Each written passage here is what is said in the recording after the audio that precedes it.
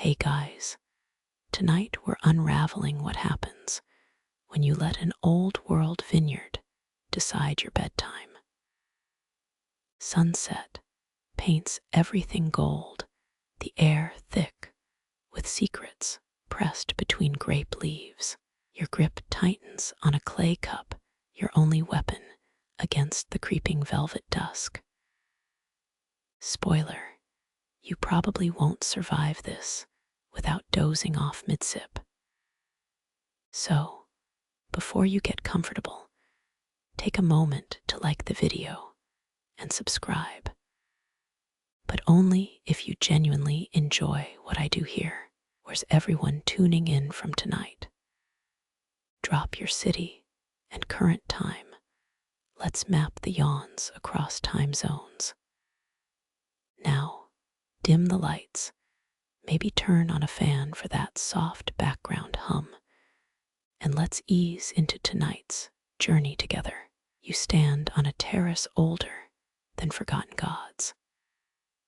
Twilight bleeds gold, not the screaming neon kind, but the last molten drip of daylight. Vineyards below stretch like drowsy cats, each row breathing in, then out in perfect rhythm with your lungs. Did you know the olden Etruscans trained vines down slopes so steep workers tied themselves to trees? They called wine the blood of the earth, which sounds poetic, until you see a drunk badger stumbling through 6th century BC underbrush. A warm haze rises, carrying the scent of sun-cooked soil and overripe grapes.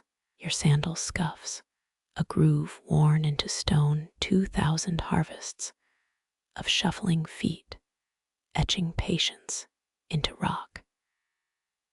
Historians still argue whether those grooves were intentional guides for night-blind wine servers, or just evidence of really determined foot dragging. Your thumb finds one smooth as a pearl, and time collapses. You're not a tourist, you're the latest in an unbroken chain of humans, staring at this exact strip of sea. Leaves rustle, not wind, but the vines themselves shifting. They whisper secrets about Sicilian lava soils, and whether Nero really poisoned his rivals with fermented figs. One tendril brushes your ankle snippy, like a cat demanding dinner. You half expect it to snatch your wine cup. The horizon blushes harder, gold giving way to the bruise purple of Twilight's first act. Air cools the wine on your tongue, an olden white, and suddenly you get it, not the tasting notes nonsense, but why they bottled sunset in clay. The faintest salt tang mixes with oak, a Mediterranean breeze rushing through your sinuses. Someone burned rosemary nearby, the smoke tang sharp enough to cut through the grape-heavy air. 10, 20, maybe 50 crickets ignite in the grass, their chirps syncopated. A copper-winged insect zigzags past, its buzz hitting the same pitch as the distant sea. Your shoulders drop half an inch unasked. You lean against a wall warm from the day's heat. The stones radiate comfort like bread fresh from an oven. Faint carvings itch under your palm, swirling designs some expert called sacred symbols, but honestly look suspiciously like a bored farmer's doodles.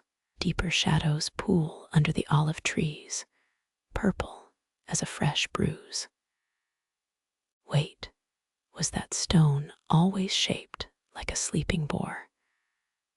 Or does dusk blur the lines between rock and living thing here?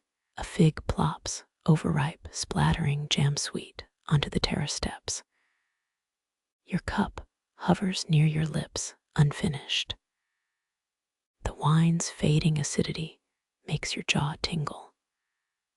Across the valley, 7 oil lamps flicker awake in distant cottages, their light swims, goldfish trapped in the dark, before firming into steady dots.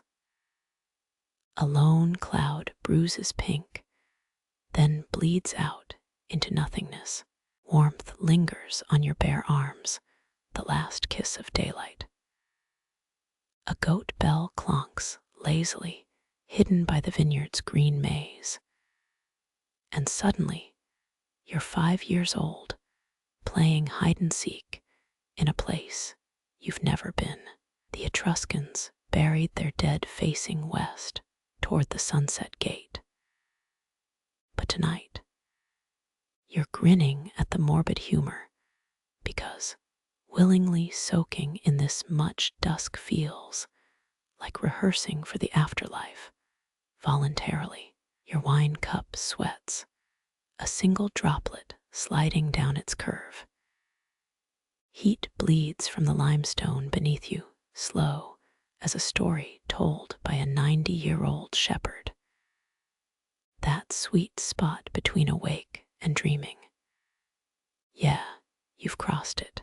Above, the first star punches through the indigo ceiling. Venice might have canals, Tuscany its hills, but this terrace holds the precise recipe for erasing cities from your bones. Leaves hush each other as the breeze dies. In the valley, a dog barks once, a single punctuation mark nailing the silence into place. Your tongue traces wine residue, sunshine turned liquid, and the slurry of thoughts in your head slows, then stills. Half a kilometer downhill, an archaeologist once found a wedding ring fused to a bone finger.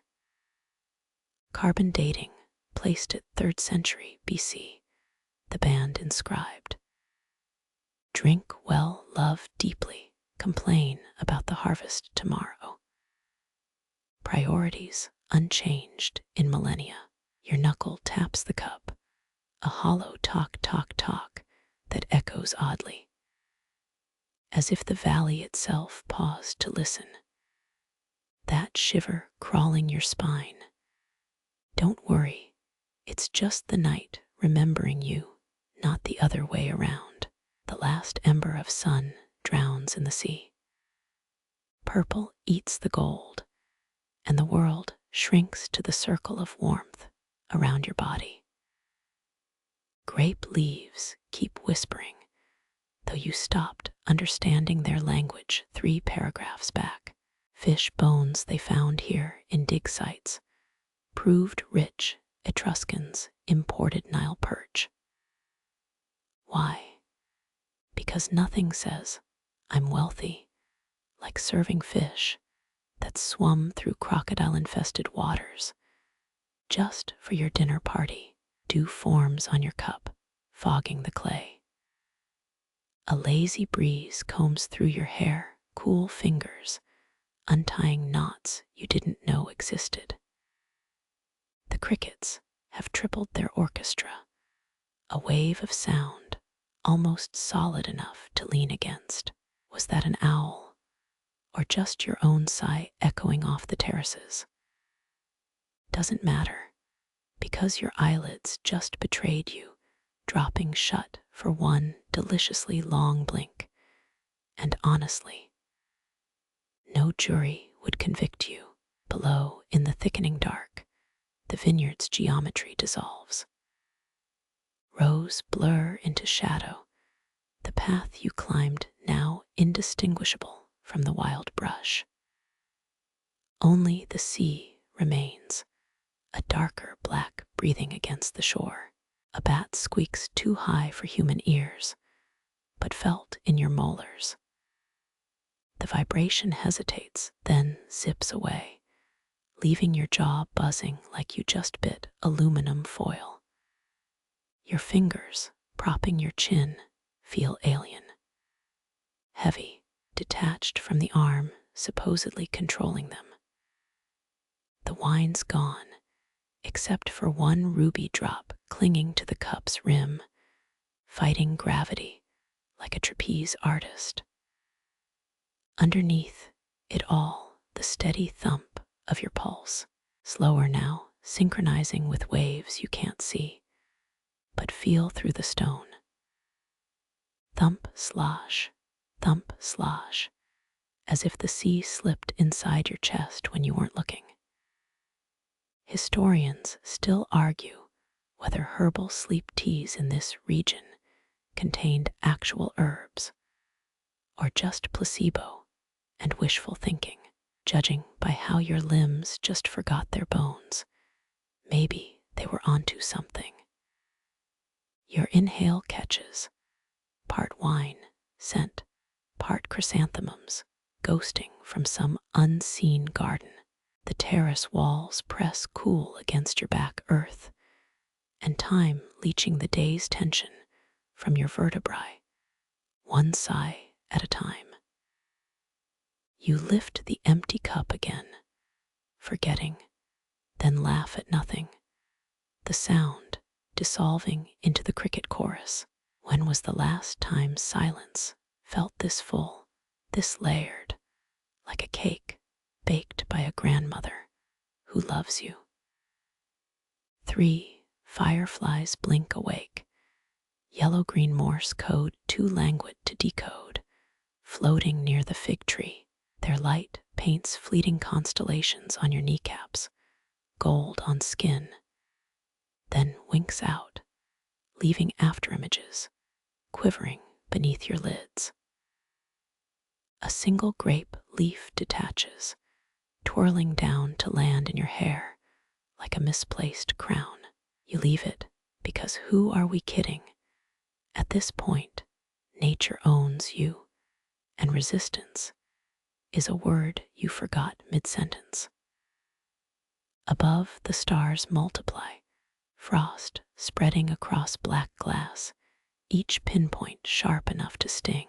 Your breath steadies, a tide retreating, dragging thoughts out to some warm, unseen sea. They say Emperor Augustus once napped here, and a local weasel stole his favorite sandal. Or was it Caligula? Records get fuzzy, much like your grip on this century right now. The wine's ghost lingers, sweet resin, and vanished summers dissolving under your tongue. When you finally rise, stone groans beneath you, protesting the shift in universal balance. Midnight leans close, her breath cool on the back of your neck. You don't turn, because the stars here have teeth, and you're already half swallowed. The cup slips, rolling across stone, clattering into the dark, as your hand forgets its duty. No moon yet, just starlight pooling in your collarbones like liquid silver. Down in the valley, those lamps have blinked out one by one, until the only light left is the soft glow through your own skin, burning wine warm and slow. Your sandal scrapes as you shift, the noise cartoon loud in the velvet hush. Even the bats pause, judging you, before resuming their aerial acrobatics above what might be an olive tree or a sleeping giant's eyebrow. One firefly drifts close enough to count its 6 legs, its abdomen pulsing like a dying star, lands on your wrist, cool as melted ice, and for 9 whole breaths, you're its entire universe. Then it remembers and flickers away, leaving only the phantom glow branded on your retinas. Was this evening real? Or did some long-dead Etruscan ghost write it into your bones? Doesn't matter, because your spine just unspooled a loose ribbon, and your thoughts have dissolved. Honey in hot water. That breeze again, insistent, tugging you towards some decision. Or is it gravity? Hard to tell when even the horizon line quivers, uncertain, before dissolving into star-smeared darkness. Breathe deep earth and salt and wood smoke from 100 fires extinguished before Rome rose. Your tendons liquefy, mercury sliding into comfortable voids, as the terrace claims you slow, as vines claim abandoned walls. The last coherent thought flickers, something about crocodiles, or maybe figs, before night plucks it, gentle, from your tired mind. Stars blur above, not from tears, but the slow collapse of focus. You counted 17, then lost track, distracted by the velvet pressure against your closed lids. Down in the invisible sea, saltwater licks rocks older than language. Up here your breath sinks to its rhythm, a tide pulling you out and out and out, until the silence between waves becomes your new pulse, that owl or sigh, or whatever comes again.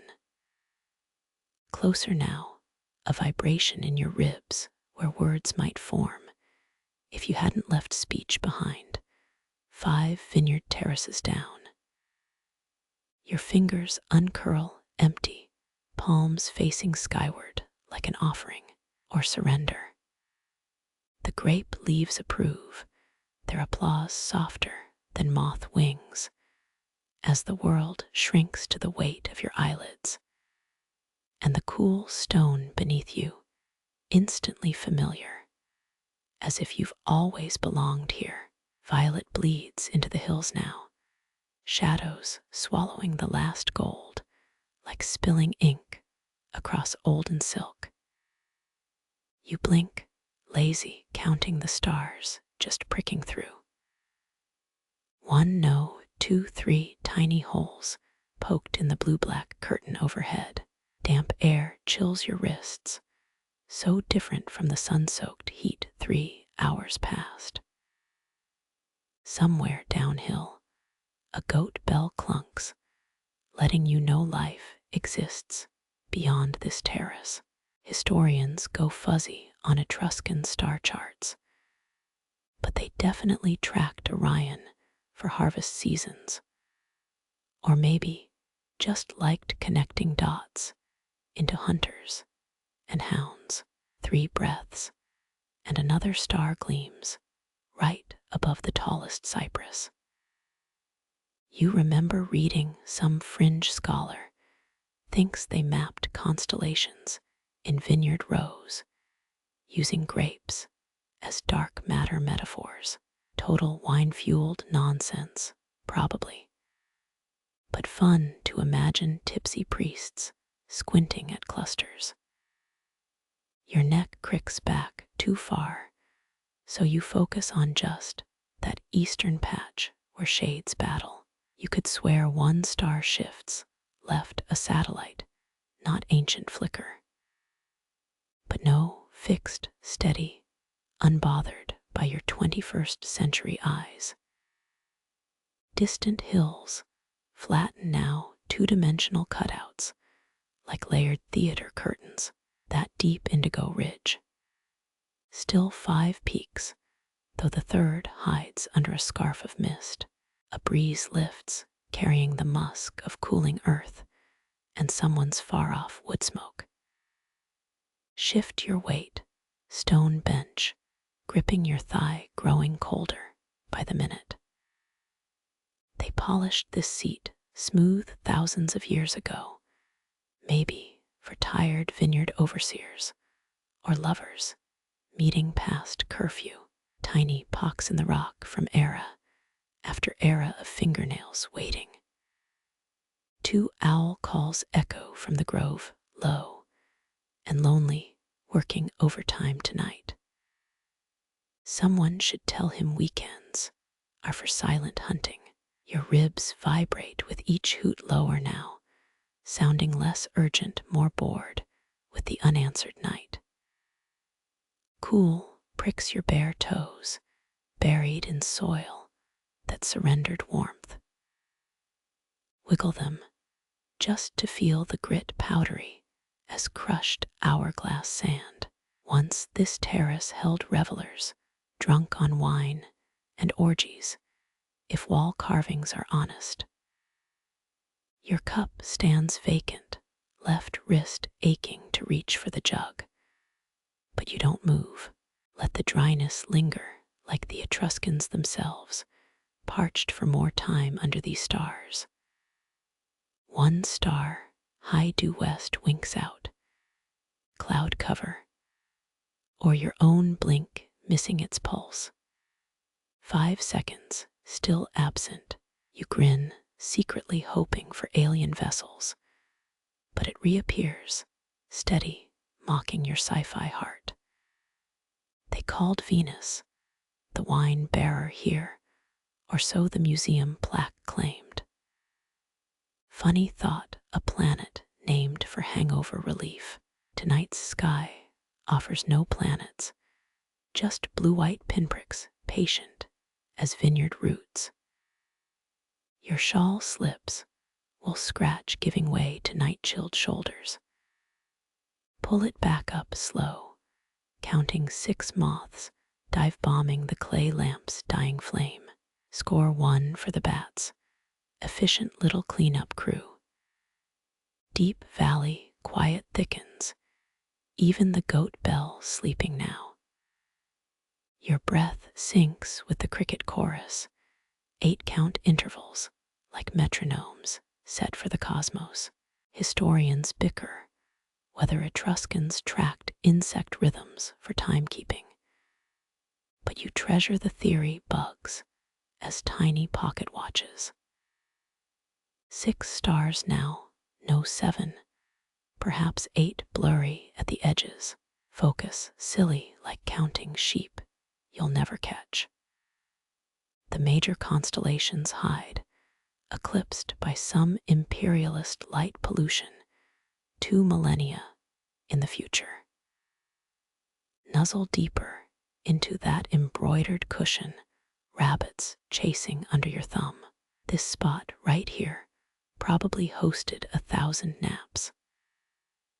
Let eyelids sink halfway, letting the stars smear into comet trails, gentle as wine down a throat. The owl's gone quiet, respecting your drift towards dreams. Nothing stirs, except maybe those long-dead lovers, still holding hands in the dark between stars. Dry soil sighs beneath your bare feet, releasing stored heat in slow waves, like the land itself, exhaling after a long day. That sun-baked scent fills your nose, part dust, part memories of clay pots left firing too long in a kiln. Historians agree these terraces held back erosion, gifting Rome itself drainage tricks. But you wonder who first thought to stack stones just so. Your fingers trail along the bench's edge, granite gone smooth, under countless palms, centuries of absent hands, still warming it somehow. They say Etruscans polished these ledges daily, not for vanity, but to feel vibrations of distant earthquakes through the rock. Total hearsay, probably. But now you press down harder, half hoping for a tectonic gossip. Deep cracks web the stone's surface, tiny canyons carved by rain, long before Caesar's great-great-grandmother drew breath. One groove fits your thumbnail perfectly, as if some ancient soul, same nervous habit, wore it down over 80 summers. You wonder if they too counted stars, waiting for a lover's footsteps crunching gravel, or just hid from their overseer here. Warmth still pulses from the rock, even as night air nips your collarbones, stubborn as bread, oven stones at midnight. Your palm flattens, absorbing that leftover energy, testing how long until cold wins. Beneath sits a half-buried mosaic shard, blue and cream tesserae, showing a donkey's ear. Debate rages whether these tiles depicted myths or just mundane farm life, but you vote for grumpy chefs chasing stolen figs. Dirt crumbles between your toes, finer than beach sand, gritty as powdered brick. Wiggle them deeper until coolness kisses your arches, a relief from the stone's fever. 5 shades darker than the hillside soil, this earth drank centuries of spilled wine, blood, olive oil, transforming into something richer. A beetle scurries over your little toe, armor gleaming lamp gold, before diving into shadow. You resist the urge to poke it, respecting its urgent beetle business, probably late for a root aphid banquet. Your thumb rubs that rain-carved groove again, clockwise, like starting a fire no one needs tonight. Pebbles dig into your heel, annoying yet familiar, like lying on semi-precious gravel.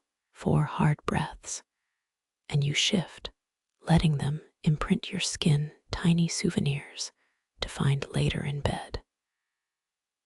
The terrace walls slope downward, each stone sat just so, no mortar, relying on clever cuts and gravity's patience. Cool blooms along your thigh now, where granite leaches body heat silent as a cat stealing warmth. Historians mutter about listening stones placed at boundaries, whispering warnings when enemies approached, though no one's found proof. Thinner rocks hear better. A fun thought, tilting your ear toward that donkey ear mosaic, hearing only your own pulse. Your pinky traces a fossil, hidden near the bench's leg, ringed patterns from some Paleozoic shell, stunned into eternity. Millions of years later, Etruscan hands chiseled around it, careful not to mar its story. That tender attention wrecks you. How someone paused their labor to preserve a beauty nobody'd see. Wind riffles olive leaves uphill, flipping their silver undersides. But down here, air stays still and thick. Your knees protest as you stand rock, grudgingly releasing your weight, leaving phantom warmth on your skin. 5 steps toward the terrace edge, each footfall crunching grit loud in the thickened quiet. Lean over the waist-high wall, peering into vineyard rows swallowed by gloom. Far below, a fox yips, sound bouncing between hills until you can't tell direction. Your palms grip sun-warmed stone, rough against your lifelines. Same texture Cleopatra's envoys felt bargaining for Etruscan vintages. Heat lingers deepest in speckled stones, volcanic cousins to Rome's famous basalt. You press your cheek to one, closing eyes, feeling its slow heartbeat fade. Someone likely napped right here, escaping noonday heat, dreaming of snow-chilled wine cellar depths. 3 fireflies blink on-off, Morse coding secrets above the vines. You count 14 flashes, mapping constellations the beetles ignore before they dive between leaves. Dry earth scent sharpens as dew begins its stealthy work, turning dust to petrichor promises. Kneel, fingertips testing soil's crust, surface cracked like aged paint. Break through, reaching dampness, just a knuckle deep, a surprise after such thirsty air. Tonight's dew will smooth those fractures, briefly, before dawn bakes them anew. Stone bites your kneecap, a sharp reminder of its patience. You rise, brushing grit from your shins, smiling at the rock's unchanging grumpiness. That mosaic donkey seems to wink under lamplight, or maybe you've stared too long. Return to your bench, avoiding the fossils quadrant, as if guarding its sleep. Cold seeps faster now, gnawing through your wool skirt, claiming the slate-stolen warmth. 5, 10, 15 breaths ignored, then you surrender, lifting your hips to tug the shawl underneath. Someone placed this stone here, maybe singing, maybe cursing, hauling it uphill on creaking sledges. You picture them dripping sweat under summer sun, grunting, never guessing their work would outlast empires or host a stranger's moonlit brooding. Your wine cup sweats beads onto the ledge, each drop vanishing into thirsty stone grooves. Touch the damp ring, fading already, no trace left for mourning. Historians still argue whether terrace stones aligned with solstices or just followed the landscape's lazy whims. Press both palms flat against granite, pushing like trying to jumpstart the dead sun's engine. Of course, nothing happens except gravel imprinting your skin and that beetle scrambling from under your heel, offended. No ghosts whisper warnings, no quivers betray far-off marching legions, just nights, thick quilt settling heavier. Dew pearls bloom on your cup's curve, glistening like ancient glass beads traded from Phoenician ships. Tip 1 onto your thumb, cold shock, mirroring the stars above for a blink before it soaks into your skin. Breathe deep this air tasted by millions before you, their laughter and labor dissolved into its mix. Only the stones remember their names, and even those, worn smooth by wind and rain, silent as the beetle watching from the dark. That beetle freezes mid-scuttle, one antenna angled toward the darkness beyond your toes, as if hearing something you can't. You hold still, foolishly polite, not wanting to interrupt its vigil. Then it's gone, vanished into a crack between stones as the first chirp slices the quiet. A lone chirp pierces the air sharp, then gone like a dropped pin in linen. 10 seconds pass. You start to doubt it happened when another answers from the left. Dry grass trembles, a third joins, then a fourth, until 50 unseen throats hum at once. Their rhythm sinks, slow at first, then faster, as if winding a vast clock. Cool air trickles down your neck, raising hairs, but not from cold. The sound vibrates your sternum, strumming some primal string tuned when humans first huddled around fires. Experts think Etruscan farmers timed autumn harvests by their pitch. Higher meaning drier grapes for sweeter wines.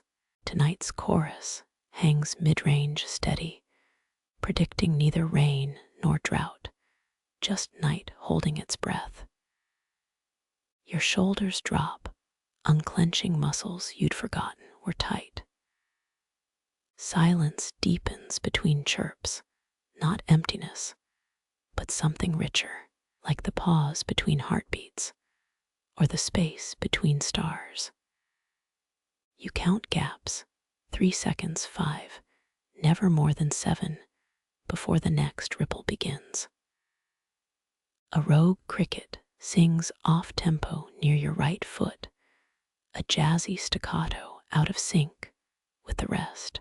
You picture it, green knees cocked, defiant, staring down its conformist cousins. The beetle reappears, pauses by your heel, antennae quivering at the noise before fleeing uphill. Offended by the sudden racket, probably, grass shivers 6 paces ahead, each blade casting ink-black shadows under the rising moon. A shape hops, no bigger than your thumb, between cover. Your eyes strain, catching only movement, like tracking smoke with a candle. Some villas kept crickets in reed cages, living alarms, though you doubt they ever warned of anything but midnight snacks. Your pinky finds that familiar stone groove, traces it counterclockwise now, mirroring the cricket's sway.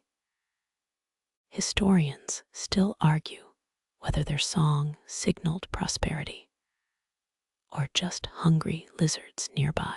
The debate feels foolish here, skin prickling as hundreds of wings rub together, weaving a blanket thick enough to smother thought. Above it all, the faintest buzz hums, high-pitched, almost painful if you focus, like a tea kettle left boiling in some distant kitchen. 5 fireflies dip low, their glow flashing in time with the buzz, then rise again, bored or satiated. Down in the valley, the chorus dims for 3 whole breaths. You lean forward, worried, until it swells louder than before, drowning the owl's earlier call. Someone, 2,000 years gone, might have knelt right here, listening, with the same lifted chin, wine forgotten beside them. Others wrote of cicadas, but crickets, too humble for poetry. A yawn cracks your jaw, unexpected warmth pooling behind your ribs. The sound isn't loud, just persistent, an ancient lullaby your bones recognize. Your head tilts back, weight resting on the bench's curve, granite leaching heat from your spine. Stars blur as lids grow heavy, yet the chirps stay crisp, needling your attention. One cricket lands on your shin, its weight a phantom tickle through wool. You glance down, but it's already gone, leaving only the impression of tiny feet. Legends claimed they carried souls between realms, messengers too small for Hades to notice. You hope yours was polite, at least. The chorus shifts key lower, slower, as dew thickens on grass blades. Individual chirps melt into a drone now, waves breaking on a shore made of shadows. You count breaths instead, 14, before realizing they've synced with the cricket's rhythm, chest rising on silence, falling on sound. Shadows stretch thin as the moon climbs, striping the terrace with sharp-edged lines. Those nestled near grapevines quiet first, chilled by shade, while sun-warmed stones host lingerers, their song frays at the edges, a fraying rope still holding strong. That defiant jazzy one pipes up again, briefly solo, before the tide of sound drowns it. For a heartbeat, the entire hillside pauses, as if embarrassed for the show-off. Then the night swallows the hiccup, steady rhythm restored. Your wine cup sits forgotten, dew soaking its base, fusing it to the stone ledge. A single chirp erupts inside it, amplified by clay, then cuts off, trapped or fleeing. You smile, noting how the empty vessel catches sound better than wine, its hollow belly strumming like a drum. Wind stirs, just enough to sway the highest vine leaves, but the crickets don't hush. If anything, they swell, bowing to the breeze like seasoned performers. Their song has layers now, one section trilling fast, others deep and vibrous, knitting a tapestry around your ankles. Coolness pools in your lap, night air spilling over the terrace wall, heavy as spilled oil. Crickets creep closer, drawn perhaps by your body's fading heat, or the stillness you offer. 5 brave souls perch near your sandal, singing loud enough to rattle your toes. Silence, when it comes, hits like a held breath. All 50 throats still at once, leaving a void so complete your ears ring. You tense, waiting for what? A fox's bark, the owl's return, but nothing comes. Even the wind dies, vines freezing mid-shiver. Then, soft as dust, settling, a single chirp restarts the chorus. Others stumble in halting tuning until the rhythm locks back into place. The interruption left them sharper, clearer, each note distinct as pebbles under bare feet. You could walk now, crush the grass under heels, send them leaping. Instead, you sink deeper, letting sound dissolve thoughts like salt in warm water. That beetle returns, climbs your abandoned wine cup, and cleans its face, unbothered by the symphony. Darkness thickens, the moon whitening as stars multiply overhead. Crickets own the night now, their song stretching toward the grove, claiming every shadowed inch. Someone long ago must have cursed their noise, begging for quiet. You get it, and also don't. This rasping hymn making silence sweeter when it finally comes. Your fingers go numb against the stone, but pulling them free would break some spell. So you linger, skin chilled, blood slow, while warmth spreads behind your eyes instead. Even the jazzy cricket has found the beat, blending in forgotten, but not gone. Lids flutter, fighting against weight that isn't tiredness, just heaviness. The chorus softens, not fading, but softening, inviting rather than demanding. 100 wings usher you toward dreams, patient, knowing you'll follow when ready. Underneath it all, the terraces endure, stones drinking dew and song alike. They'll remember this night, you know, long after frost silences the crickets, and your footprints vanish at dawn.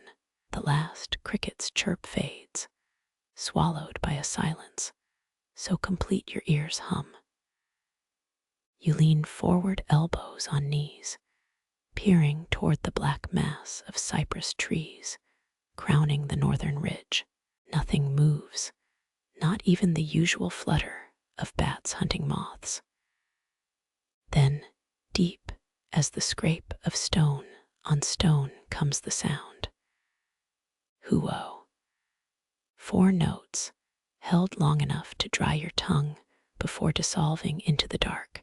Your neck cranes stiff, following the call toward a jagged silhouette where the grove meets sky. Southern owls prefer pine, or so vineyard keepers claimed. But this one chose cypress, a good omen if you believed ancient dockworkers who carved owl eyes into ships' prows to ward off storms.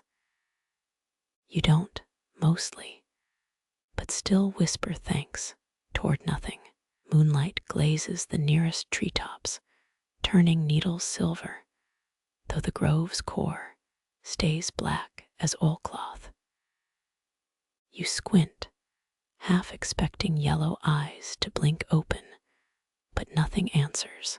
Romans thought owls sung dirges for the unburied dead, but this drone feels lonelier, like an unanswered question. Wind gusts, briefly stirring the grapevines behind you. Leaves applaud, then freeze, as if caught gossiping. All trace of the crickets silenced now, their chorus paused mid-beat. Even the vine leaves quit whispering, holding still as painted plaster. Historians still argue whether Etruscan archers tied owl feathers to arrows for luck, or just liked the aesthetic. You'd vote luck, watching that shadowed grove, willing the bird to call again. Soil shifts under your sandal, crumbling into the ancient mortar below. Below that, older stones wait, laid by hands trained on Egyptian temple designs. Before Rome, before roads, whoever stood here shared the stars with pharaohs. Your thumb rubs the bench's edge, rough, where rain gnawed it smooth. 3 centuries of runoff, carving miniature canyons. A flicker of movement upslope, maybe a branch, settles nothing. The groan repeats, who closer this time? Vibrations skitter up your jaw nest behind your ears, like the bass thrum of a cello string. 15-minute owl, your dad would have named it, rare as a punctual plumber. You grin, remembering his terrible bird impressions, the way his hoot always cracked into laughter halfway through. Coolness seeps through your wool tunic, shoulders tightening. Air tastes different now, sharp with resin and damp soil, though the storm smell hasn't arrived yet. Below the ridge, 3 farm lamps flicker on orange pinpricks in the valley's throat, their glow too weak to touch the grove black stretching toward your toes. One myth claimed owls carried coins to pay death, though hunters never found treasure in their nests. Just pellets of fur, tiny skulls, evidence of practical accounting. You sniff, imagining the grove's floor, a carpet of mouse bones under cypress needles. Morbid, but honest, your heartbeat syncs with the pause between calls, counting gaps. 11 breaths, then 12, until panic prickles your scalp. Could have flown, could have bored you, could have eaten something disagreeable. A breeze whips dust off the terrace, stinging your eyes before fading into the cypress with a hiss. Minutes pinch. You shift, pebble digging into your thigh, too stubborn to move it. Finally, hoo-oh, a shiver down your spine version this time.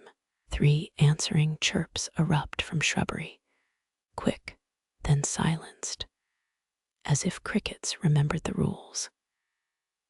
It'll be hunting now, you realize, wings spread like black felt, gliding above the weeds for a vole's rustle, eerie to share night with something so silent until it screams. Stones radiate residual warmth into your palms, barely, but night air nips your cheeks. A dry leaf cartwheels past, fluttering into the black beyond the terrace wall.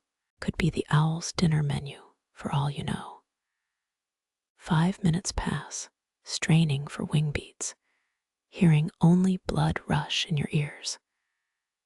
They used pitchers shaped like owls. The rich did, with moon-round faces and spouts for beaks. Fair warning, if your wine vessel stared back. You miss your cup suddenly, left downhill, clay cooling empty by the bench. A sip would burn now, cutting the pine resin thickness, waiting every breath. Stars brighten, as if pleased by your obedience, watching the grove with you.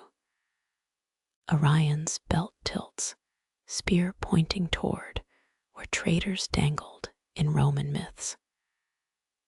No such drama here, just one owl doing its job, ruining your zen. Muscle by muscle, you settle, letting disappointment unclench your ribs. Silence wins, apparently. The crickets stay muted, respectful, humbled by that bass note, vibrating the hills. A single firefly pulses low, drifting toward the grove, like a lost coin seeking payment. You track its arc until shadows eat its flicker, leaving just the memory of light.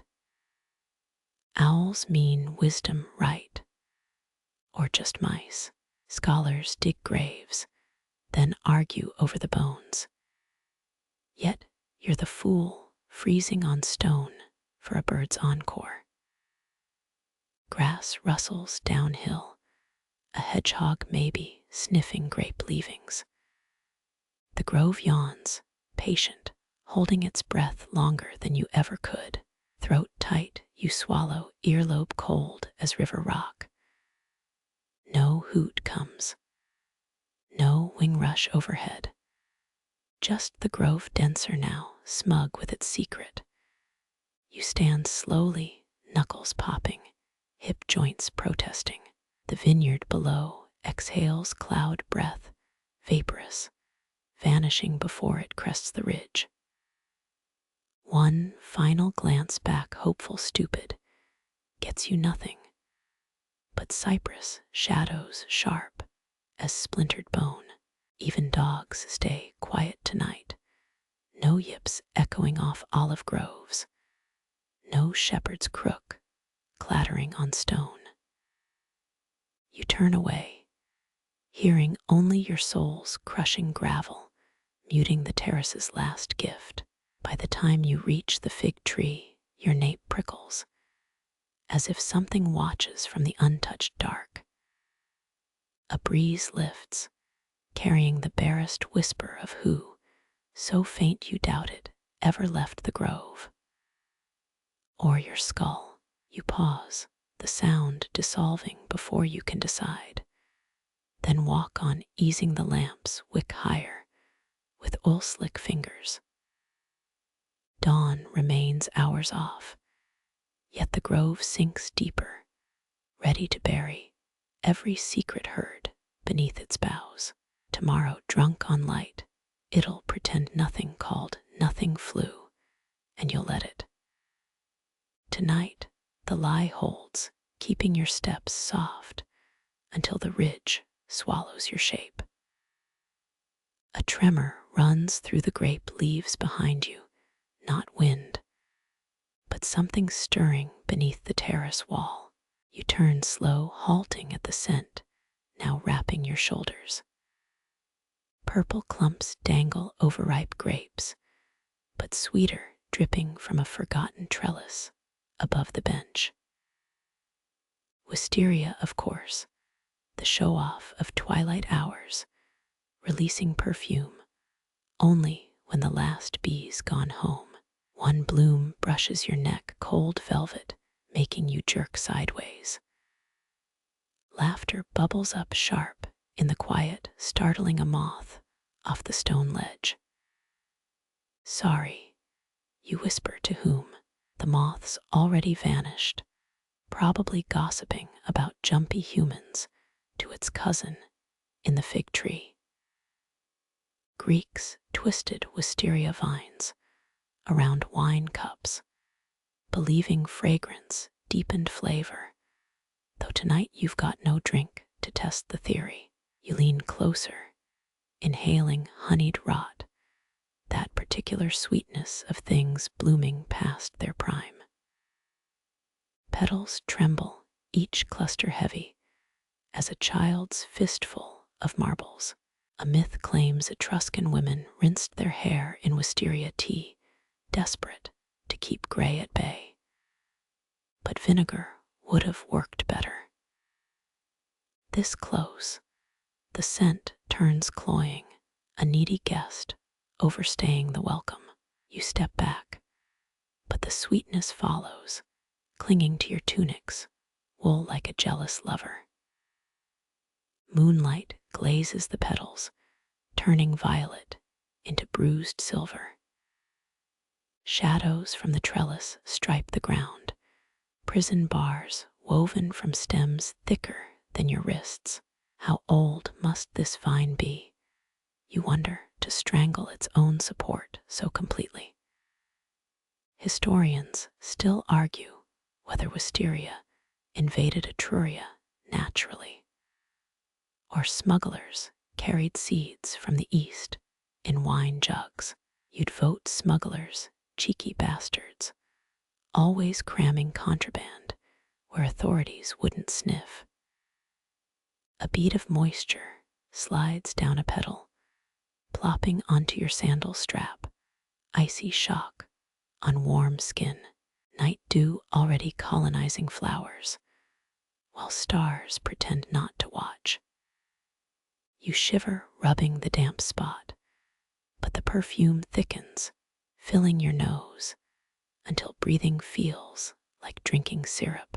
2 fireflies orbit the blooms, erratic satellites drawn to the scent's false warmth. Your fingertip grazes a lower cluster, soft as a sparrow's breast, and comes away sticky. Sap or nectar trailing golden threads when you pull back. Romans called wisteria the liar's bloom, pretty but treacherous, since every part of it poisons if eaten. You wipe your finger on the bench, leaving a faint shimmer, and remind yourself licking mysteries seldom ends well. Wind gusts, briefly rocking the blooms into frantic nodding. They bob, agreeing with everything, then freeze when the air stills. So desperate to please these flowers, like courtiers chuckling at a tyrant's terrible jokes.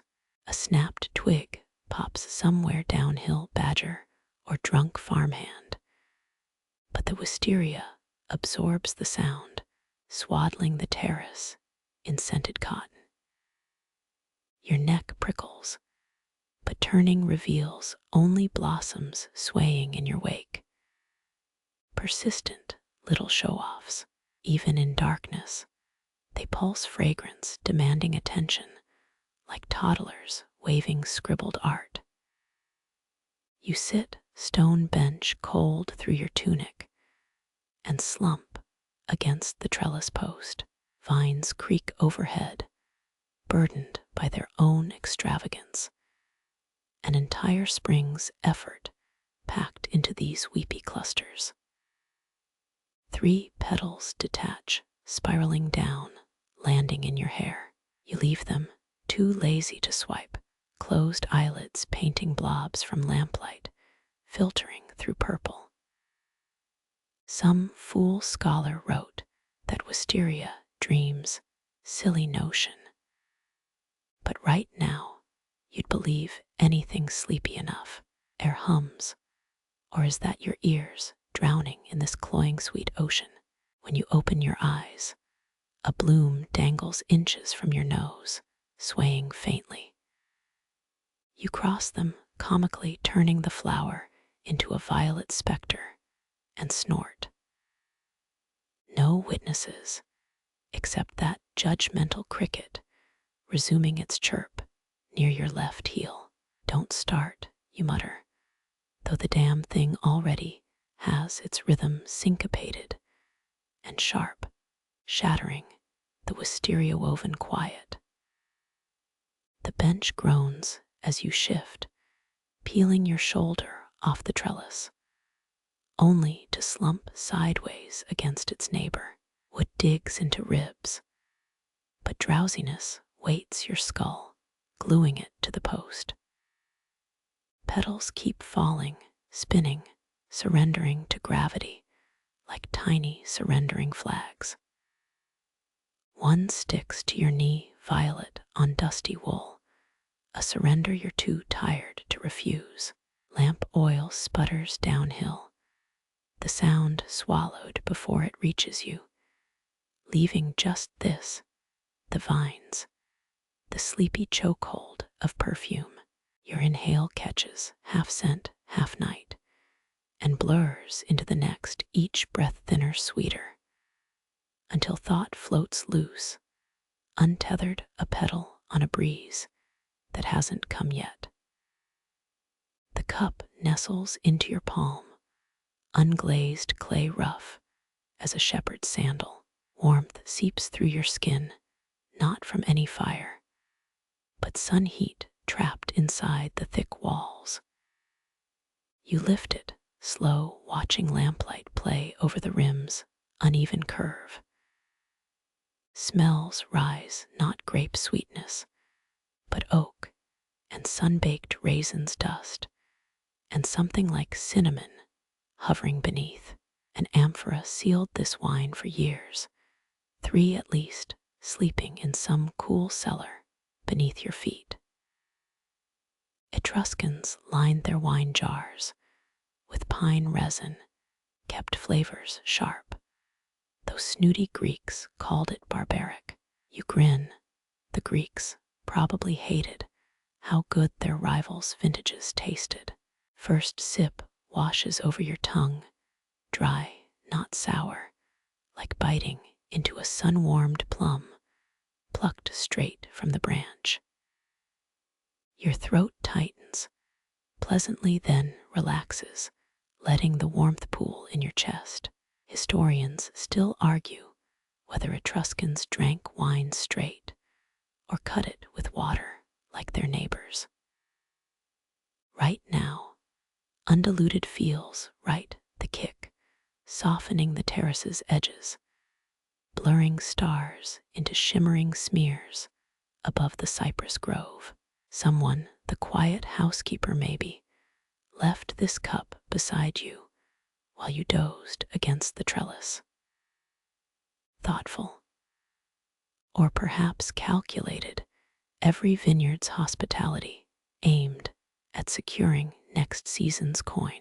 You swirl the liquid dark as a bruise, watching legs cling to the clay sides.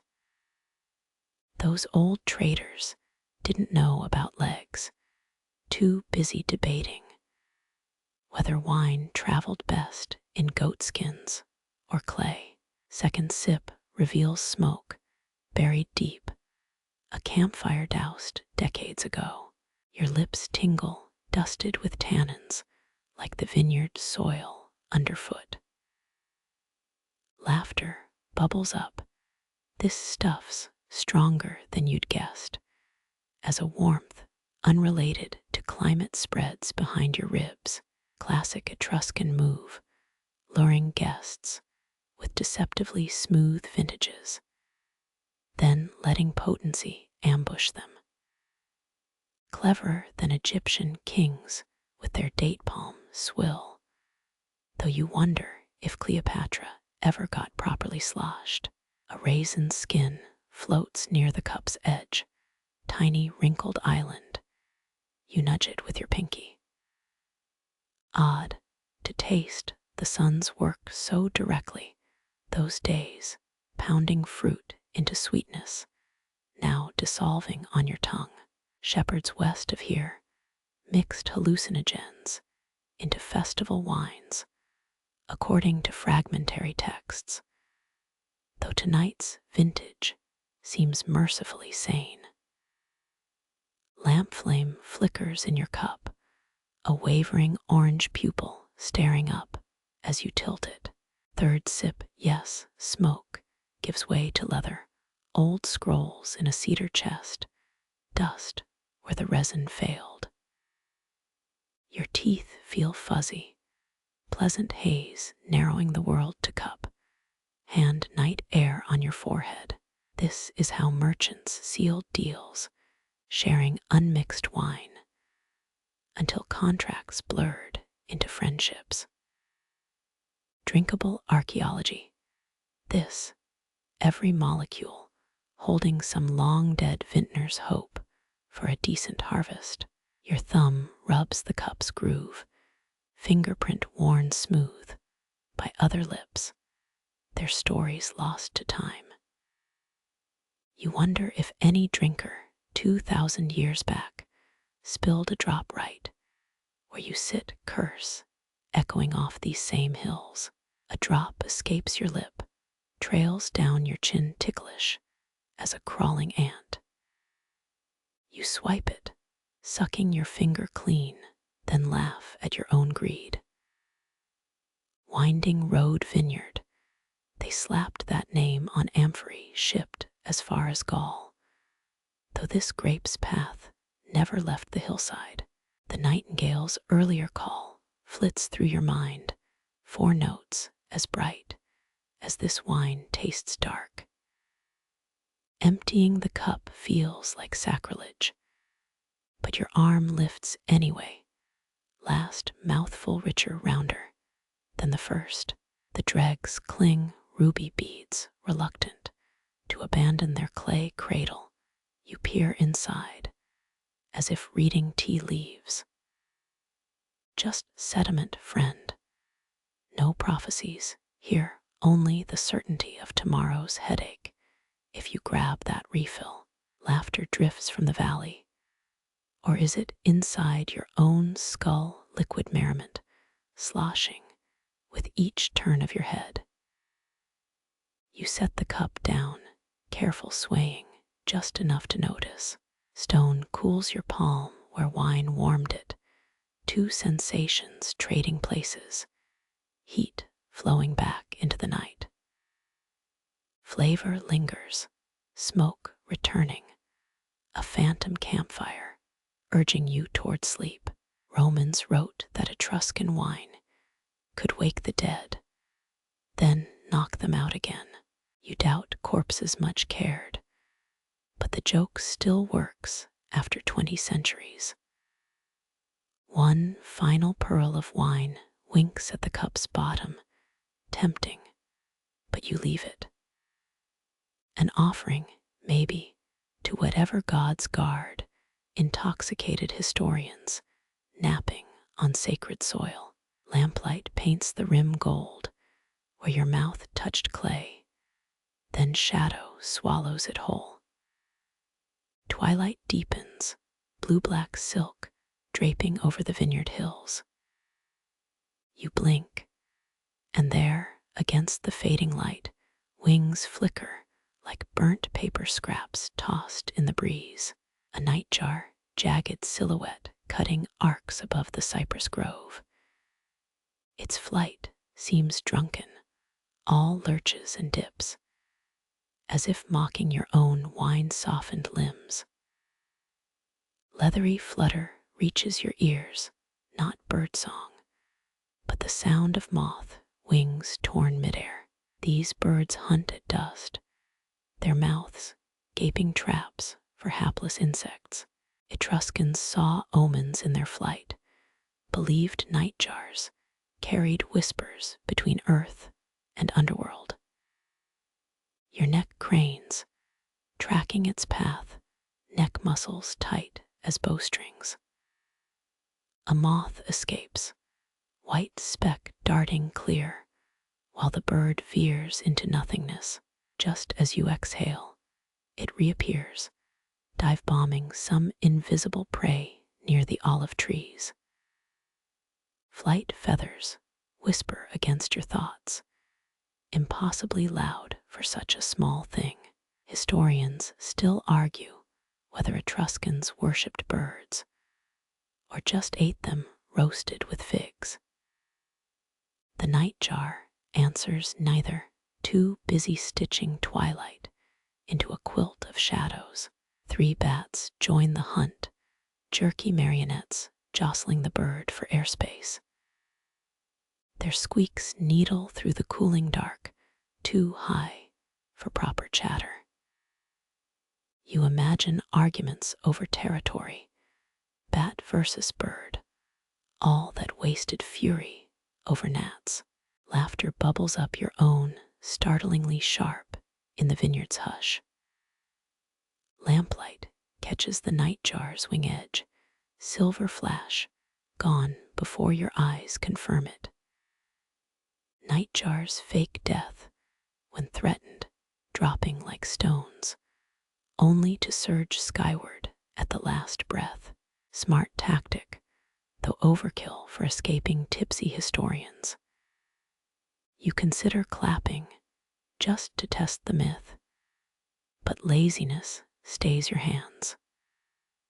Soil shifts under your foot, a pebble dislodged, your weight listing left.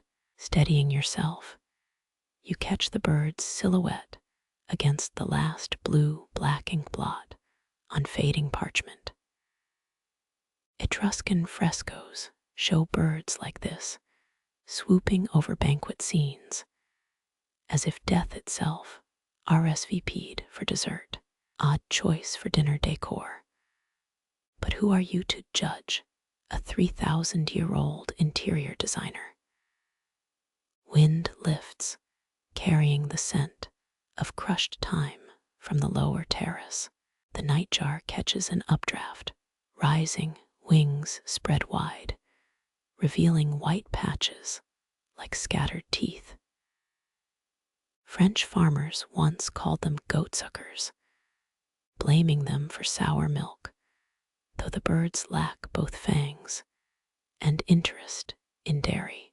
Your stomach rumbles, last night's goat cheese tasting faintly of wild onions, still warm from the cellar. Stars multiply above the bird's chaotic path, 3 becoming 30, pinholes in some cosmic awning. You count its wing beats, 4 rapid flaps, then glide, counting between the pauses. No rhythm emerges, just randomness, the universe's refusal to perform on cue. Theology for the drunk, you decide, wiping wine-damp palms on your tunic.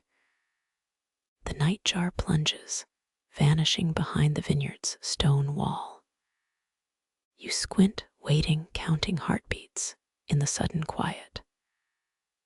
1, 5, 12, and still no bird. Perhaps the bats won their air war, or the underworld claimed its messenger.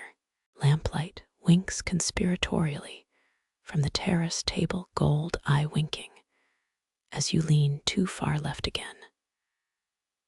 Movement snags your periphery, higher now, above the wall, cutting sharp angles against the indigo, back from the dead, or just making lazy circles overhead. Your neck protests, forcing your gaze down to blistered toes. Not mystical, just muscle strain, the body's mundane rebellion against poetic vigilance. Soil feels damp between your toes, night dew rising, while your shoulders remember the wine's warmth. You shudder a ghost caress as the bird banks west, its shape dissolving against the hill's silhouette. Nightjar feathers lined Etruscan ceremonial cloaks, the softest hides reserved for priestesses who interpreted bird flight. Priestesses probably didn't wobble like newborns on unstable legs, you note, bracing a hand on the bench. Last glimpse a flicker above the tallest cypress, riding some thermal humans can't feel. Wings stretch wide, momentarily perfect, before crumbling back into jagged dashes. Etruscan tombs show night jars pierced by arrows, hunters' trophies. Though I shoot something that eats mosquitoes is beyond you. Not every comma, you guess, needs academic scrutiny. Darkness thickens, swallowing the bird's shape whole, leaving only memory fluttering behind your ribs. Your jaw unclenches, air flooding out as the night reclaims its quiet. Somewhere beyond the grove, a twig snaps, but no owl answers. The terrace stills, bats gone wind-dyed, leaving only your heartbeat echoing the vanished wings. You'll miss its jagged grace tomorrow. The wine has ways of softening missing. Your neck aches, kinked from tracking bats, when something new hooks your gaze east. At first you think it's a star, but sharper, too clean bright for distant fire. A curved sliver, sickle-thin, gleams just above the farthest hill. Broken almond shell, pale gold against the deepening indigo. Moonrise, Etruscan priests timed harvests by its phases. The Roman roads later marched straight through their vineyards. Your thumb rubs the ridge of your wine cup, seeking that cool curve, as if mirroring the sky. 3 stars flicker nearby, feeble toddlers waving at a god. The silver edge sharpens, outshining them without effort. Show off. Ancient traders sailed by such light, lunatics trusting a rock's borrowed glow. You smirk, though your own feet stay planted on solid earth. A breeze lifts, carrying the scent of dew-damp mint from the terrace edge. Shadows bloom at your feet, stark despite the moon's shyness. Etruscans believed moon shadow spirits could steal your breath, hence those bronze amulets buried with kings. Your toes curl, half expecting cold fingers, but only soil greets them. A moth lands on your knee, powdered wings, shivering, drawn by your lamp's guttering flame. Moths, historians still argue, did the Etruscans revere them as ancestors, or just swat them from their wine? This one hesitates, antennae trembling, before fluttering toward the treacherous moonlight. Moon madness, your nana called it, when neighbors argued over nothing at midnight. Your grin fades, watching the moth dissolve into silhouette. The sliver thickens, brightness bleeding into the hill's silhouette. You squint, seeing not a sphere, but a cutout floating in dark water. Moonlight licks the vineyard below, turning grapes to polished obsidian. Shadows leap, elongated, as if stretching after a long nap. 1 star pales, then vanishes, as the moon asserts its lazy dominance. Shows over folks. Farmers used to plant root crops under waxing moons, swearing it plumped turnips like babies' cheeks. Your stomach gurgles, reminding you of that half-eaten fig pastry, still wrapped in linen somewhere. A chill creeps up your calves, stone bench sucking warmth through your tunic. Tradition claims moonlight preserves cheese, but your host's pecorino remains snug in the cellar. Below the terrace, a rustle, something small fleeing through vines. The moon renders it nameless, just movement, just fear. You lean back, touching the cushion's rabbit embroidery, as moonlight bleaches the threads to bone white. Roman poets compared moon marks to rabbit tracks. Dumb metaphor, you've seen rabbits, they hop not crater. Your eyelids droop fighting it, but the moon silkens your stubborn thoughts. 3 figs left in the clay bowl, now just 3 black voids against pale fruit flesh. Historians bicker whether Etruscans ate them raw or mashed them into wine syrup. You should try one, but stillness feels too sacred, your hand suspended, dust motes dancing in lunar spotlight. Lamplight shrinks, overtaken, a rival queen abdicating to silver. The flame bows once before sinking deeper into wax. Moonbeams skim your collarbone cold as creek water, yet somehow gentle. Etruscans buried mirrors with priestesses, polished bronze, to catch the moon's last kiss before the underworld. Chill spreads, raising gooseflesh under your sleeve. Or is it the ghost of that sentimentality? The moon cares nothing, climbing impassive, its craters like thumbprints on a sculptor's clay.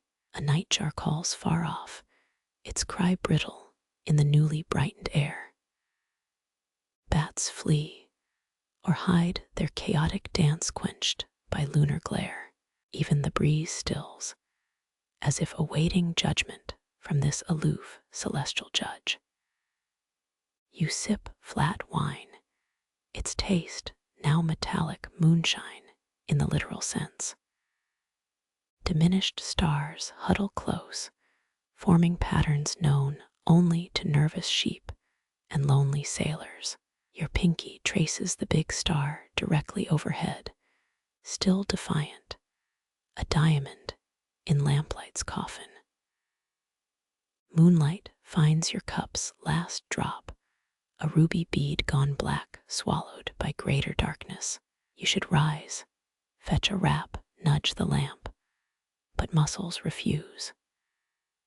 Priestesses spoke prophecies under such moons, voices tight as lute strings, men scrambling to carve their words into lead tablets. Imagine the pressure getting moonlight prophecy wrong, no takebacks.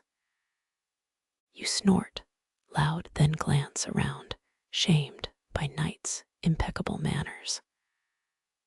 A pale mist gathers along the valley floor, moon-bleached like steam from the land's own dreams. Your foot falls asleep, pins and needles prickling, as the moon lifts clear of the hills. Etruscan moon, Roman moon, your moon. Unchanged, unimpressed, silvering your toenails as you finally, mercifully, stop thinking at all. You blink 3 slow times, as if clearing dream sand from your lashes. The hills, sharp moments ago, now blur at their edges, like charcoal sketches, smudged by a thumb. Indigo settles over them, layer by layer, stealing the last bronze gleam from the slopes. Those ridges birthed Etruscan wine roots, traded for Greek amber, long before Romans paved their infamous shortcuts, roads so straight, your history teacher joked, they'd explode modern GPS systems for sheer impatience. Your toes press into the cooling terrace stone, wondering if any trader paused here, cup in hand, counting peaks like you. 5 hills, maybe 6. The farthest, just a rumor against the plum-dark horizon.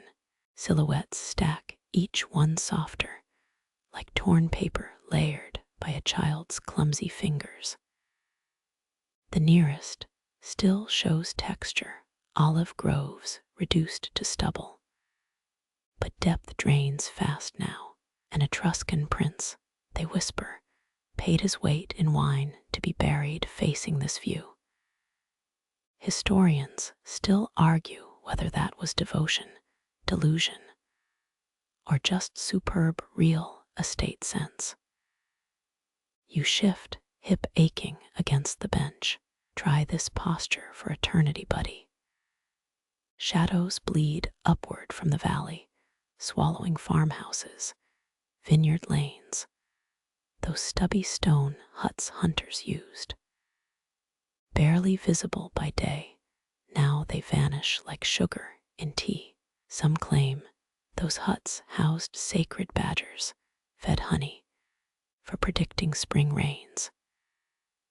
You grin, imagining chubby prophets waddling toward clover. The deepest valley folds disappear first, tucking themselves under a blanket of blue-black. You count the peaks again. 1, 2, a third hiding behind smoke from your neighbor's hearth. Maybe 4 if that hump counts, though it's flatter than your aunt's famed biscotti. Air chills, sharpening the scent of rosemary from the hillside scrub. Etruscans burned it alongside juniper to purify feast sites. You breathe deep, part ritual, part craving for roasted lamb and stories.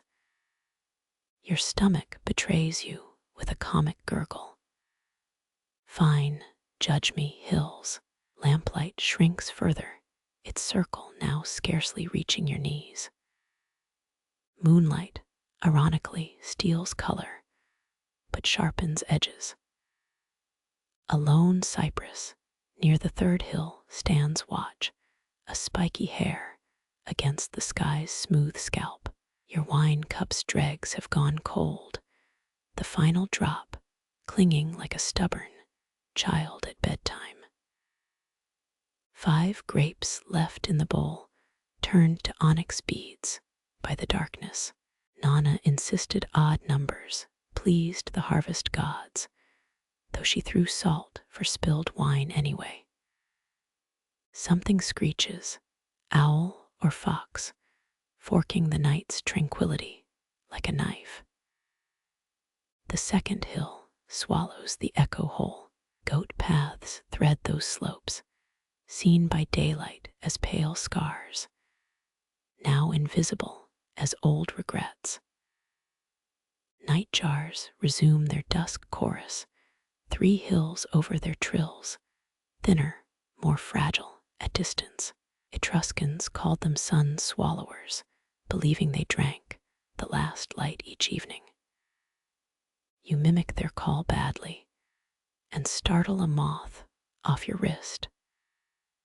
Silhouettes keep muting, merging, until only the highest ridge still defines itself against the star-crammed sky. Even it softens, shoulders slumping like a baker after festival day. The horizon line, once crisp as a papyrus edge, now blurs into theory. Your eyes play tricks, making peaks sway like seaweed in a slow current. Roman poets called this hill fatigue, claiming night air made rocks pliable. Now you realize they just drank better wine than yours. Coolth seeps through your tunic, promising autumn, though noon's heat still ruled hours ago. Your bare foot finds dew on the flagstones, each drop reflecting the absurdly bright big star overhead. Byzantine tax records show this valley once boasted 74 vineyards, each battling the hills for sunlight.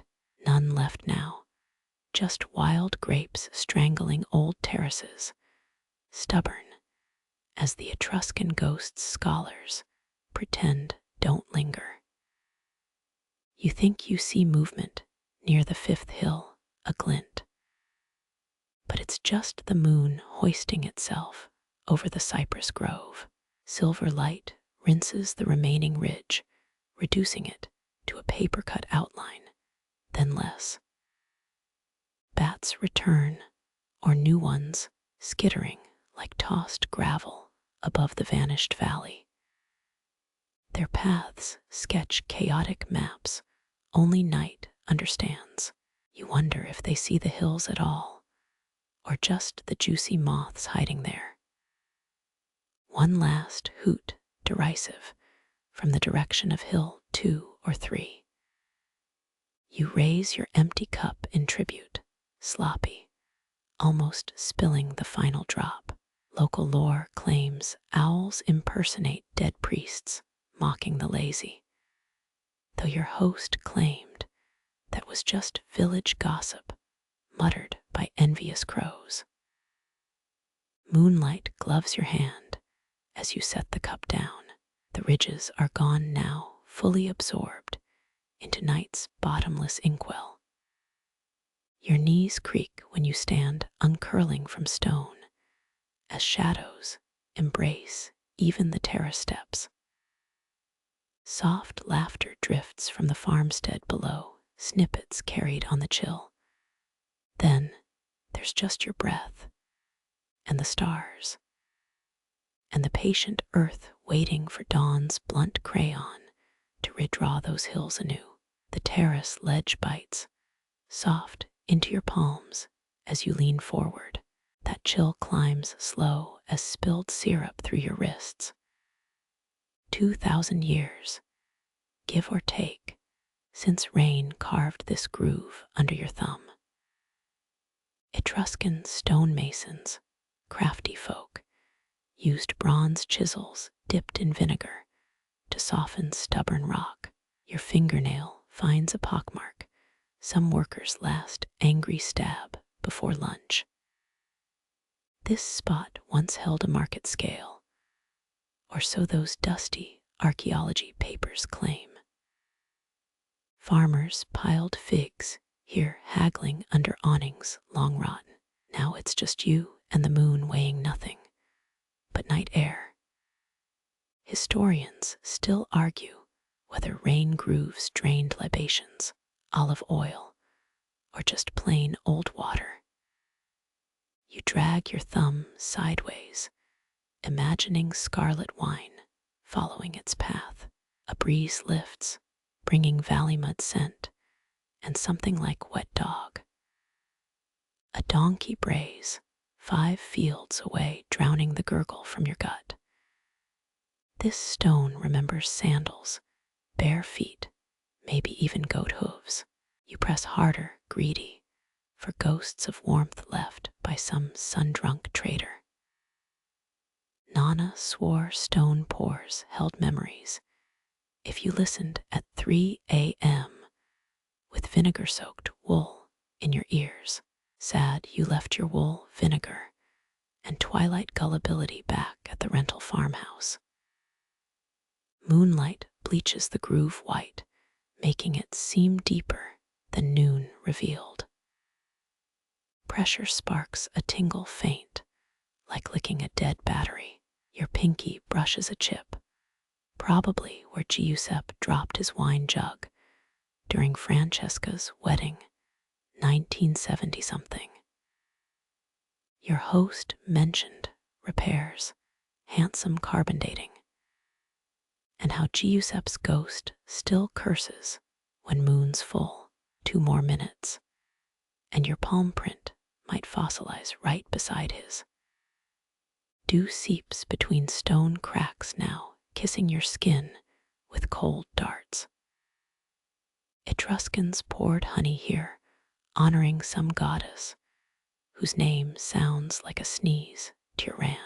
You prefer modern sacrifices, like those 5 grapes shriveling in their bowl. Should have brought marshmallows, really give the ancients something to envy. Your hands retreat, leaving damp ghosts on the smoothed limestone. Blood rushes back, prickling, as if you'd gripped a snowball. The ledge gleams empty again, patient for the next warm-handed fool.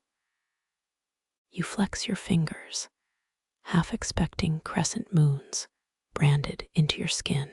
Nothing, just the usual creases, plus that scar from opening calamari Ken's too eagerly. Silence pools until an olive pit drops somewhere in the dark. Some creature daring to snack in this museum of olden chills. Little thief, enjoy the Etruscan ambience. Tip included. You rest your elbows now, careful banishing palms to safer lap territory. Cold still haunts your wrists, a sly reminder that stones always win the warmth war. A leathery flutter just above makes the olive leaves shiver like nervous sparrows. Your chin jerks up, scanning black branches as the sound skims past again. Etruscan winegrowers called these creatures night swallows, believing they devoured bad dreams mid-flight. Useful if true, since you've got a backlog of 3 tax seasons and that cursed bridal shower karaoke. Silhouette darts brief against the lesser dark of the sky. Wings like crumpled parchment, veined and purposeful, snatch a moth you never saw. Wings polish the air, squeaking faintly, though you know it's supersonic. Bats navigate through vineyards nightly, saving grapes from 6 kinds of invisible bugs. Some olden scrolls swear they only fly clockwise around sacred groves for luck. You squint, testing the theory, as this one loops left, then right, defying superstition. From the black, it swerves close, almost brushing your hair. Breath catches fast in your chest, useless, since it's hunting mosquitoes, not scalp aura. Historians still argue whether their sudden veering scared or comforted ancient watchers like you. A leather pouch found near Volterra held bat bones, carved with symbols nobody can read today. Could be prayer charms, could be someone's rejected Scrabble tiles. Moonlight bleeds just enough to catch the hooked wingtip shearing past the trellis. Grapes hide their faces, shrinking from this tiny aerial wolf. You think of modern bug zappers, ugly purple hunks of tech, sizzling moths to ash. Less grace, more murder. But both systems get the job done. Wish you could hire a squadron for your apartment's balcony, minus the guano confetti. Wood smoke drifts from the valley, a lazy scent as the bat corkscrews higher. Its echolocation clicks exist beyond your ears, a private Morse code of hunger. You read once that their calls translate as "where's dinner?" And dinner found, no small talk. Efficient, like texting without emojis. Old Tuscan lore claims if a bat flies through your house, someone inside will fall in love, probably dreamed up by lonely shepherds, watching shadows flit through empty huts. A second bat materializes, a pale flicker smaller, zipping erratic circles around the first, mating dance or territorial spat, or just 2 pals enjoying the bug buffet. Etruscan wine jars sometimes bear bat stamps, though experts debate whether that meant vintage rating or warnings for night drinkers. This pair whirls upward, a duet of dips and dives, swallowing stars between beats. Olive leaves applaud soft as wings kiss their highest branches once twice gone. Silence pools thicker now, punctured only by your own pulse in your ears. Earth exhales, cool against your bare ankles, a counterpoint to the aerial ballet overhead. You wonder idly if bats ever get dizzy, And if so, do they vomit mid-flight? An unanswered question for science. Or perhaps drunk grad students with butterfly nets. Wind lifts, mixing bat musk with the distant tang of fermenting grape must. Your nose wrinkles, caught between biology textbook and future Merlot. Giuseppe's ghost would approve, hunching over barrels, counting bat patrols like vineyard security guards. Etruscans never used pesticides, just good old nocturnal mammals on payroll, organic before it was a sticker on $5 avocados. Moon ducks behind a cloud, smudging the world into charcoal and guesswork. The bats dissolve into the gloom, leaving only the memory of their jagged paths. Something drops soft on your forearm. A leaf you hope brushing it off fast, just in case. Little daredevils owe you a dream devouring after that scare. Might settle for keeping the spiders off your pillow. Your neck cricks from craning up as a yawn cracks your jaw wide. Stars blur, streaking like coins tossed into a bottomless wishing well. Still no confirmation on that love prophecy, unless you count mild enchantment with winged insectivores. You sink lower on the bench, letting stone hold your spine upright. Far off, the dog barks once, as if scolding the bats for curfew breaking. Cool silk of night wraps tighter now, pulling you down toward the earth's warm core.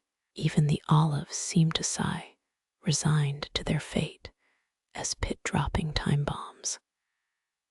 Tomorrow you'll Google bat bone inscriptions, or maybe just buy a zapper shaped like a dragon. For now, the vineyard holds its breath, waiting for the next hunter's wings to stir the dark. Something hollow scrapes far off in the valley's throat. A dog barks once, its yelp cutting the quiet like a knife through wet clay. Then laughter rises, thin, threading up the slopes, as if spun from smoke. Etruscan parties lasted till dawn, feasting on honey-dipped cheese and wine so thick it stained lips purple for days. The rich slurped snails in garum sauce, while workers likely got bread shaped like pigs, a cheeky baker's joke. Voices not then unravel, too distant to catch words. Some language scholar once claimed you could map dialects by how groups laugh. Up here, it skitters like goat hooves on rock, all sharp edges, no low cushions of joy. Historians still bicker whether women dined apart or threw figs at drunken poets with everyone else. One chuckling note spirals high a woman's, or maybe just the wind combing through cypress needles. 4 distinct cackles, maybe a card game gone wrong, or someone's anecdote about a tipsy donkey. Etruscans bet on chariots, knucklebones, and which noble would pass out first at symposiums. Your pinky drifts, tracing the bench's worn groove, wondering if they played poker with painted pottery shards. A pottery shard stored near Florence shows 2 men tossing dice, one glaring like he's been robbed blind. Silence smothers the laughter, sudden as a snuffed candle. Only the dog's whine lingers, plaintive, then that too dissolves. Night air thickens, pressed down by stars, each one an ice chip in the black pond overhead. A pig-shaped loaf found near Chiusi, carbonized, proves bakers had whimsy or contempt for customers. You picture a grinning servant sliding soggy bread swine across a marble table. Wood smoke ghosts your nostrils sweet with undertones of crackling fat. Faint clang floats up, a copper pot dropped, or a blacksmith's apprentice sneaking midnight practice. Centuries back, that hillside flickered with forge fires, hammering out bronze mirrors and curvy perfume jars. Roman scribes sneered that Etruscan metalworkers drank more than they forged, probably jealous of their soldering skills. Voices resurge, louder, tugging your ear toward the valley's hidden fold. Masculine roars, a drunken chant, maybe a toast to plague-resistant grapes. Etruscans treasured vineyards, believing each wine jar held a ghost who demanded first sip. Your own cup stands empty, a clay sentinel guarding the terrace from soberness. Should have bribed it with a splash of that fig liqueur you hid under the bed. Rhythm changes, clapping staggered, as if 10 hands disagree on tempo. You lean forward, elbows on knees, half expecting torchlight to crest the ridge. Etruscan grave paintings show dancers in bell-covered skirts, leaping like their sandals are on fire. Modern reenactors in Cortona tried it last summer, ended up in the ER with sprained dignity. A lone shriek pierces the chaos, playful or pained. It's impossible to tell.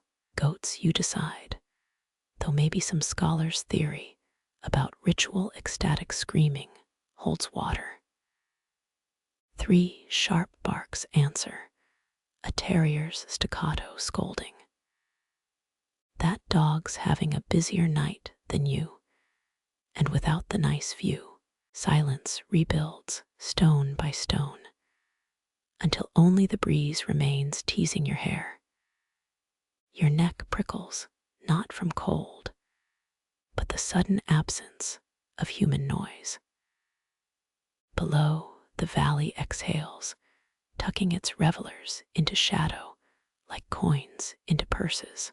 Even the dog surrenders, its final muffled yip swallowed by dirt and roots. You slump back, head thunking against the bench, marveling at sound's weight when it vanishes. Smile tugs your mouth, not because you heard joy, but because it ended. Someone 2,000 years gone would have heard identical laughter scaling these slopes. Same jokes, same clatter, same yapping dog.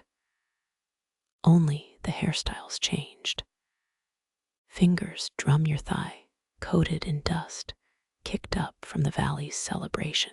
Etruscan dust, same stuff that powdered wigmakers' tools when they glued braids onto corpses. Memento mori with fantastic updos. You flick the grit away, thinking modern parties could use more sediment. Keeps things honest. Moon pokes through clouds, surprised casting enough light to sketch the nearest vine rows. Clusters hang silent, swaying, already forgetting the valley's brief uproar. Your eyelids droop, fueled by the quiet, and the wine's slow surrender to your blood. That ghost in the cup must be fast asleep, snoring in ancient Etruscan, dreaming of lost toasts. Beeswax glow spills from the clay lamp's narrow spout, painting the table with liquid gold. Etruscans hoarded wax like treasure, using it for light seals, even smoothing broken bones before the splint. You cup hands near the flame, only the ghost of warmth kissing your skin.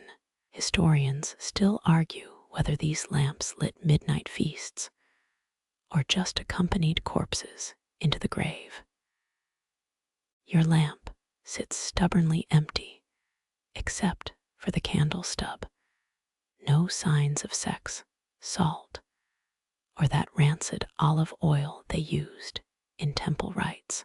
Smoke ribbons upward, too lazy to form proper plumes, carrying the scent of crushed honeycomb. The wick crackles, just once, as if correcting a rude thought in your head. Shadows weave vines across the floor, long fingers stretching, then shrinking like earthbound sundials gone mad. You follow one slowly, from trellis to overturned wine cup, tracing its flicker dance across cracked flagstones. A 3rd century grave near Volterra held 7 such lamps, each shaped like a duck, like they really wanted the afterlife well lit. Wax pools, opaque in the lamp's belly, already rippling with tiny bubbles. Back in Camonica Valley, they'd read divinations in those patterns, claiming swirls predicted harvests or gout outbreaks. Your own wax just looks hungry, waiting for a late-night bread roll to drown. You poke the softening edge with a fingernail, leaving a crescent dent, like the moon outside felt jealous. The flame wavers, suddenly, as though someone whispered too loud across the terrace. Shadows jitter, vines becoming snakes, then straightening into harmless stems again. Roman chroniclers mocked Etruscan lampmakers, said their wicks always smoked more than an old man's beard. Seems one of them, at least, knew how to keep a clean burn. Light licks the clay rim, revealing thumbprints baked into the surface 2 millennia ago. Some bored potter maybe left ridges in the wet clay, now fossilized ripples under melted wax. You imagine him scratching his nose, leaving a blob of clay on the bridge, while his boss lectured about proper spout angles. Darkness shrinks, then lunges as the flame bows to a breeze you can't feel. 10 tiny waves shimmer inside the lamp before settling into glassy calm. Etruscan traders claimed beeswax kept bad spirits out, though flies dive bombing your ear beg to differ. One kamikaze insect hits the flame, gone in a sizzle, its sacrifice barely dimming the glow. Across the table, your wine cup's shadow stretches, elongating into a cheater's silhouette, leaning way too close. You reposition it, just despite the lamp's theatrics. Centuries back, wealthy wives peeked into bronze mirrors, lit by flames, just like this, to check if their pyramid hairstyles still towered. Probably popped a few vertebrae craning for that back view. Wax creeps lower, melting past where the wick threads into the clay socket. Heat teases the rough red surface, turning it translucent, the way apricot skin glows in summer sun. Dig teams tally lamps found in tombs, furiously debate if oil residue means afterlife thirst, or lazy grave robbers reusing them for soup. Shadows steep, denser now, as the flame dwindles below its peephole window. Etruscan lovers, they say, tossed notes into lamps, burning secrets into smoke, so no one else could whisper them. You sigh, the flame fluttering in reply, a wink of amber in the black. Warmth fades, thinning, like your grandmother's broth. After 3 rounds of cousins visited, fingertips hover nearer, chasing what little heat still trembles against the night. A line of wax hardens, abruptly, like a tiny frozen wave on a clay shore. The terrace seems smaller, edges blurring, as light shrinks to a golden puddle beneath the lamp. Moonlight bleeds silver, a step back, letting the little glow have its last moments. The flame dips, swaying, a drunk dancer at 3 a.m. before snapping upright one final time. Clay groans quietly as cooling wax tightens its grip on the vessel's insides. Tomorrow's problem, prying it free with a butter knife and pretending you didn't chip the rim. Right now, the flame steadies, a yellow teardrop balanced on its wick. Air thickens, sweetened by dying wax, as shadows creep back toward their mother light. 6, maybe 7 minutes left before cotton darkness reclaims the terrace bench. You slump lower, elbow braced on the table chin, propped on fist, waiting for the quiet finale. Wax gutters, one last shimmer, then drowns the wick in its own pale lake. Fingers find the cooled clay body, rooting through the dark like moles in soft dirt. Night clasps the terrace, full and silent, with only the memory of light under your thumb. The night chill seeps upward from the earth through the soles of your feet, sharp and sudden as a dagger made of ice. You heft one foot, then the other, peeling skin from soil that clings, gritty like regret. Etruscan vineyard workers often trod these paths barefoot, leather sandals saved for feasts or funerals when stones cut too deep. Your toes flex, digging back into the cool grit, defiant as a cat rejecting its new bed. Soil shifts between toes, grainy, but not coarse, the texture of brown sugar left out overnight. Archaeologists found footprints near Volterra, small, bare, pressed into dried mud near ancient fermenting vats. Some experts swore they matched a teenager, maybe 14, working harvest 9 centuries before Caesar's marched. Your own heel grinds, leaving a half-moon dent. That'll vanish by dawn, proof of nothing. A pebble hides, just beneath the arch, round and smooth as a duck's egg stolen from the nest. You nudge it with your big toe, roll it, pin it under your heel, smiling at the tiny click it makes against bedrock.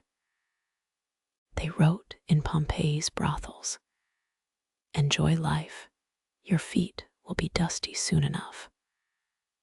But Etruscans carved no such cheeky advice. Maybe dusty feet meant peace, not decay, here among the vines. Dampness rises, surprising, where the terrace slopes toward that gnarled old olive. Your little toe squelches into loam, cold, thick, like batter made from midnight and loam. Historians still argue whether vineyard paths stayed unpaved on purpose, so workers could feel soil health through bare soles. You wiggle toes, skeptical, your pinky toe objecting lightly to its sudden archaeologist career. Grass blades tickle the left foot's instep, a teasing flutter between steps. Wild chamomile crushed under your heel, releases sleepy perfume, green bitter, a cousin to apple skins left in the sun. One scroll in Chiusi's library mentions foot-washing rituals with wine, though scholars dismiss it as drunken poetry. You'd try it now if your cup hadn't dried up hours ago. Moonlight outlines your feet, pale soles ghostly, against terracotta soil, baked burgundy by day. Paintings in Tarquinia show dancers barefoot, anklets chiming. But those ladies probably had pedicures between festivals. Your second toe, longer than the big one, taps dirt, marking time to crickets only you can hear. Some Romans sneered that long second toes meant Etruscan blood, though yours came from Grandma's side in Milwaukee. Granules stick between toes, itching, but scratching grinds them deeper, like life's smaller regrets. That pebbles back, ambushing your arch as you shift weight, winning this round. You stoop, pluck it, roll its cool smoothness between thumb and finger before flicking it into the dark. It clicks once against a distant urn, probably annoying some dead noble's wine god statue. Heat still lives a thin layer under the topsoil's cooling skin. Press down, and warmth oozes up between toes, like the land itself, exhaling stored sunshine. Grapevines 5 feet away shiver, roots drinking that same hidden warmth, while your soles drink chill. Tomorrow workers will come, sandals slapping, never knowing how the ground hugged a bare foot. Tonight, silent, secret, brief. Mud threatens near the terrace's lowest corner, where irrigation seeped at noon. You avoid it, veering left, letting stiff lavender bushes graze your ankles. No one wants gritty toes plus mud, a combo Etruscan comedies called Satyr's Breakfast, whatever that meant. Your heel finds a ridge, old tree root, fossilized by time, a bony knuckle under soil skin. Each step brings discovery, crumbly earth here, powdery there, a sudden vein of quartz pebbles like scattered teeth. You crouch, digging toes deeper, until soil swallows them halfway. It's cooler down there, quiet, as if the earth holds its breath around buried things. Workers believed soil remembered bare feet, greeting familiar souls, cursing unfamiliar, though foremen called that lazy talk. Wind gusts, lifting dust, coating your feet in fine silt, the color of dried roses. You shake a foot, point toes, watching the powder fall, a miniature sandstorm retreating. 8 firefly sparks blink 30 paces downhill, their light too weak to gild your dusty skin. A frog croaks close, maybe eyeing your left foot as potential swampland. Fatigue arrives, a slow creep up your calves, into your knees, anchoring you to the spot.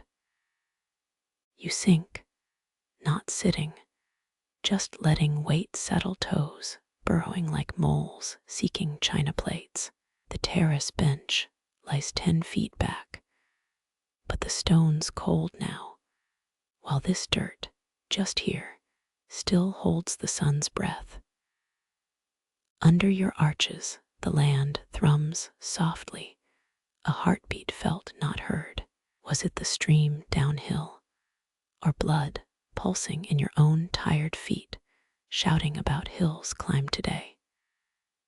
Historians love debating whether vineyard paths imitated sacred groves, circuits pilgrims walked barefoot to marry soil and soul. You're just glad, honestly, that no one's charging you for the mud between your toes. Balance wavers. You spread toes wide, anchoring a starfish, claiming this patch of earth. Moonlight bleaches your feet blue-white veins, like faint vines under marble skin. Ground warmth fades. Fast now, surrender complete, letting night win its annual tug-of-war. You lift one foot, slowly peeling it from the soil's grip, like pulling Velcro lined with cold silk. Dirt cascades from between toes, a gritty rain returning to its source.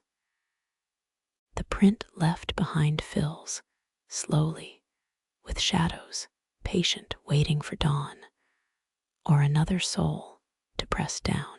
Laughter bubbles up silent, just breath, as cool soil trickles between toes, and you sink inch by inch into the earth's dream.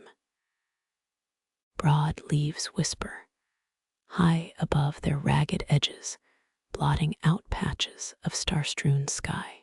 You tilt your head, though you can't see them, your neck cushioned by that scratchy woolen rabbit shawl someone draped over you hours ago.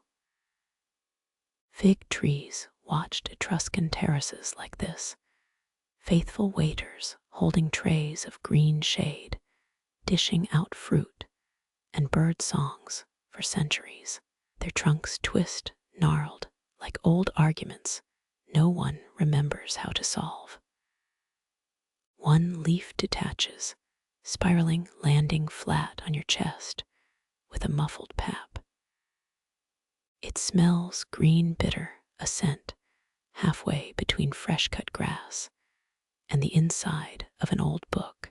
Historians found wood from these trees, carved into baby rattles, proof figs, doubled as emergency babysitters when harvest duties called.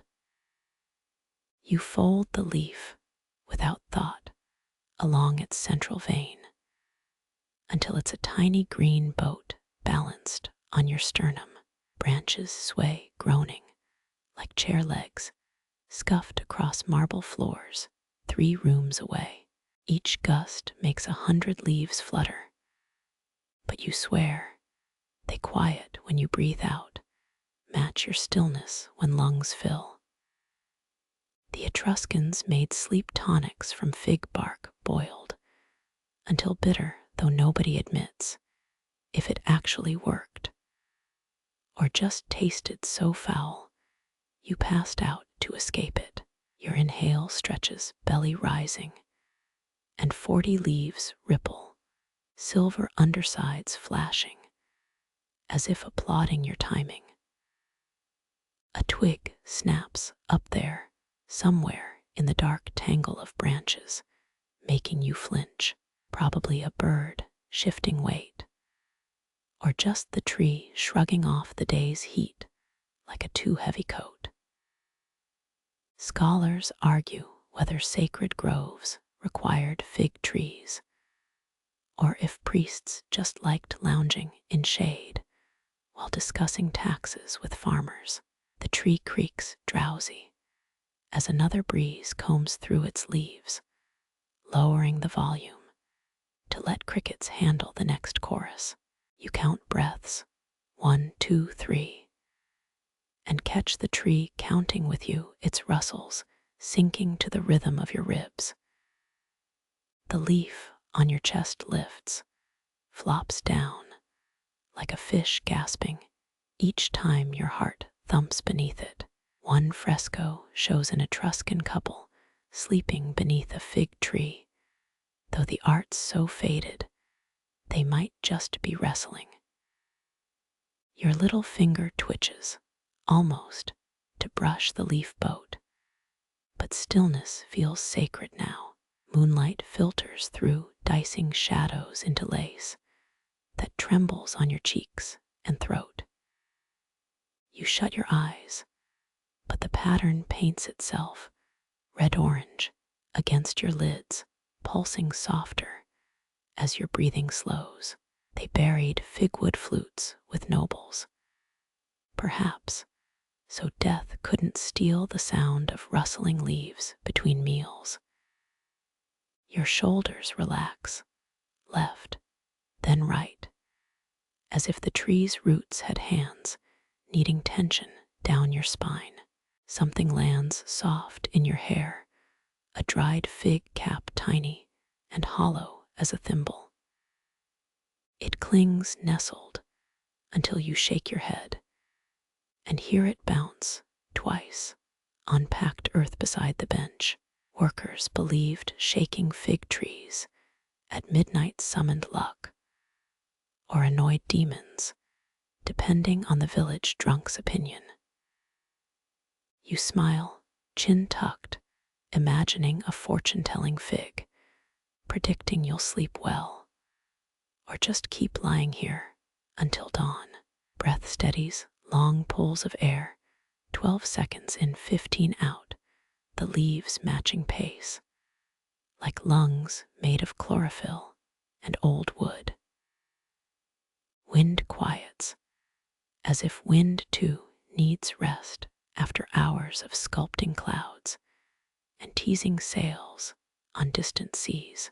Historians still bicker whether Etruscans planted figs for fruit shade, or because the leaves, giant as 2 hands cupped, made excellent emergency napkins.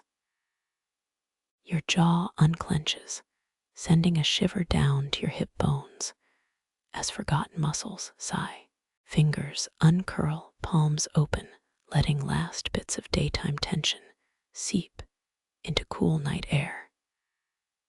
That single leaf still rides your breath, rising, falling, a tiny green metronome keeping time with your lazy pulse.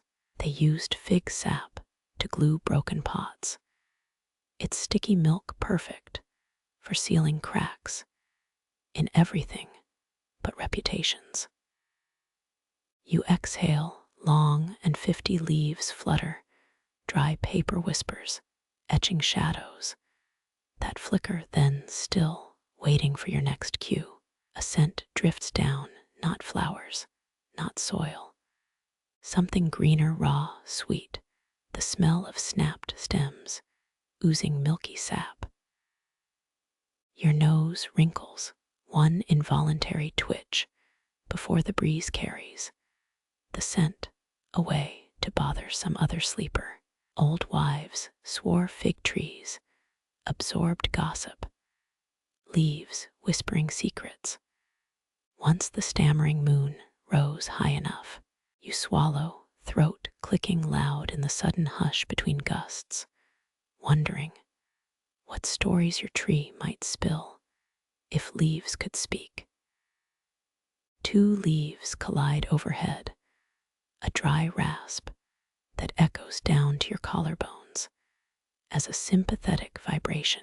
You remember hearing fig wood stays warm in winter, radiates heat, making it perfect for cradle boards or coffins, if craftsmen felt poetic.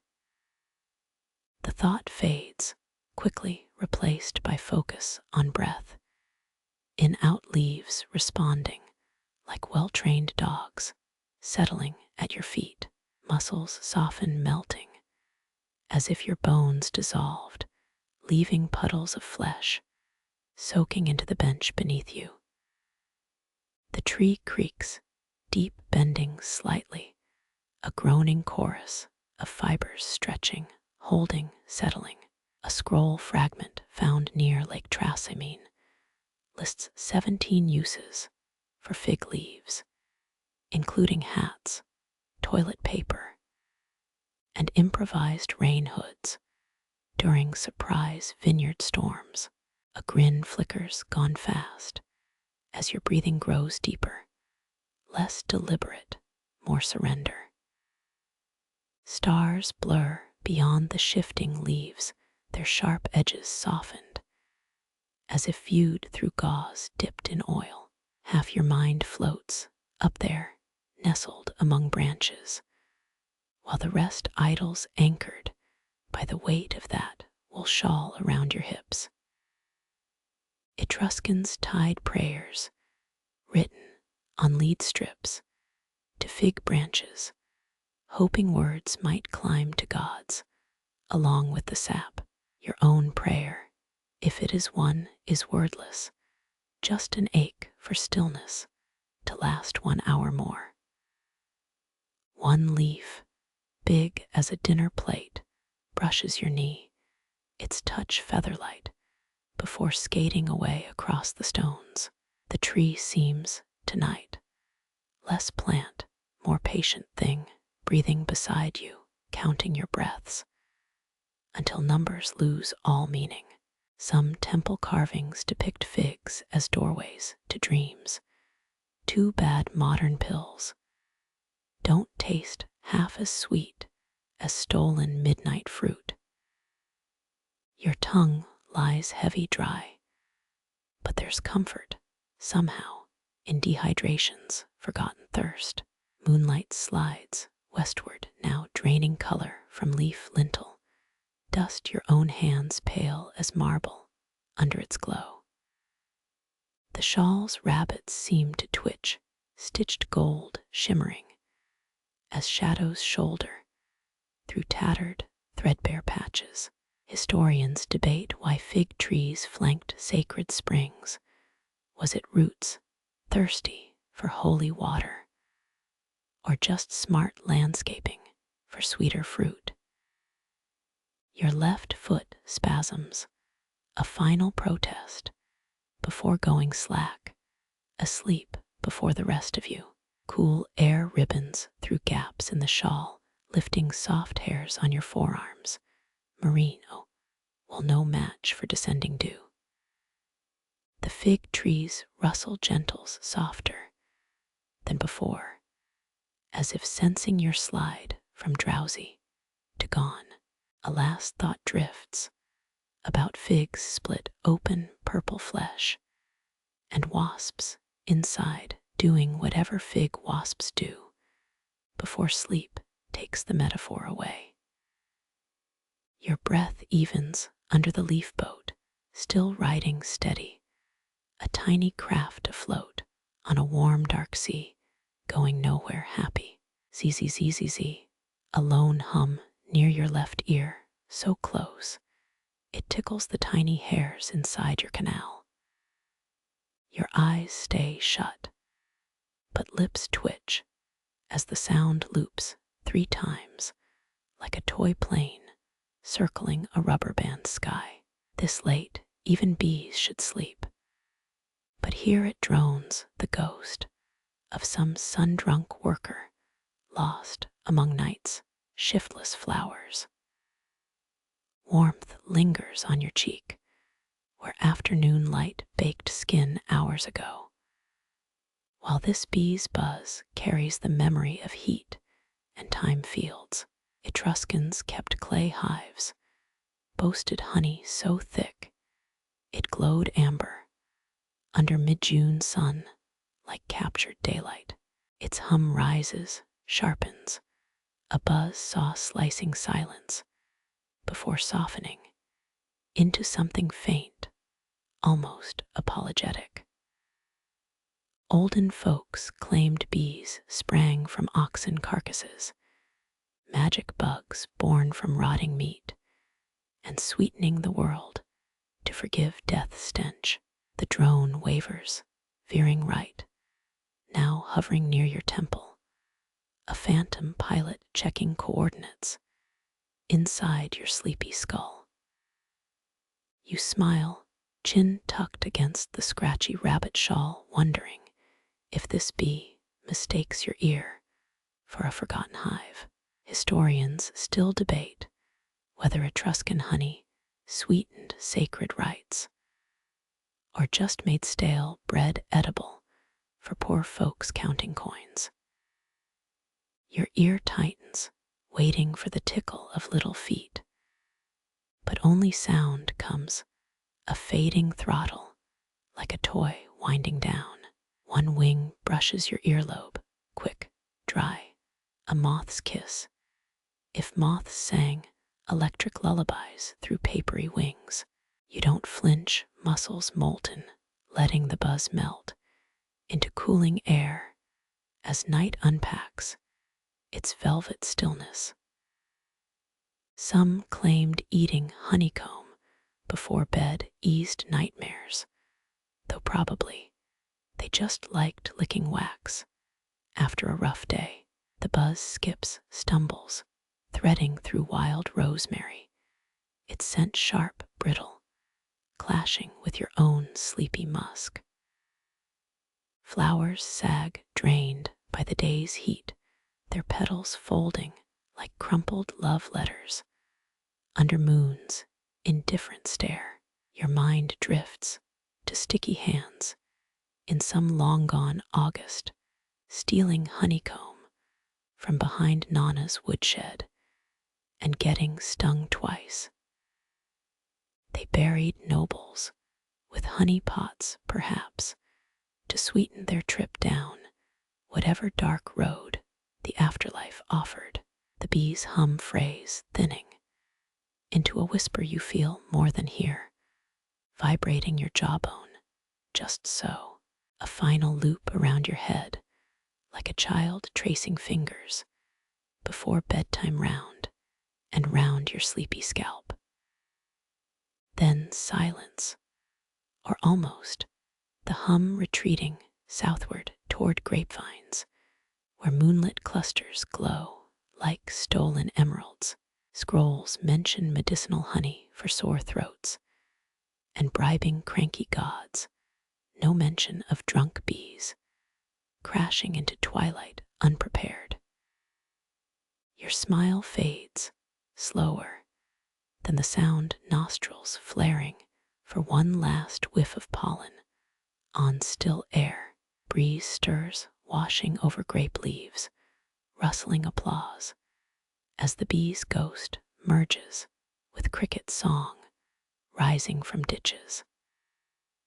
Down in the valley, 3 lamps flicker amber winks, as farmers sip wine too cheap to waste on dead ancestors.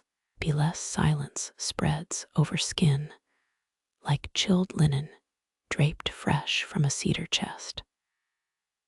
Night thickens, becomes heavier, as your ears, now undefended, open wide to the void where Buzz once lived.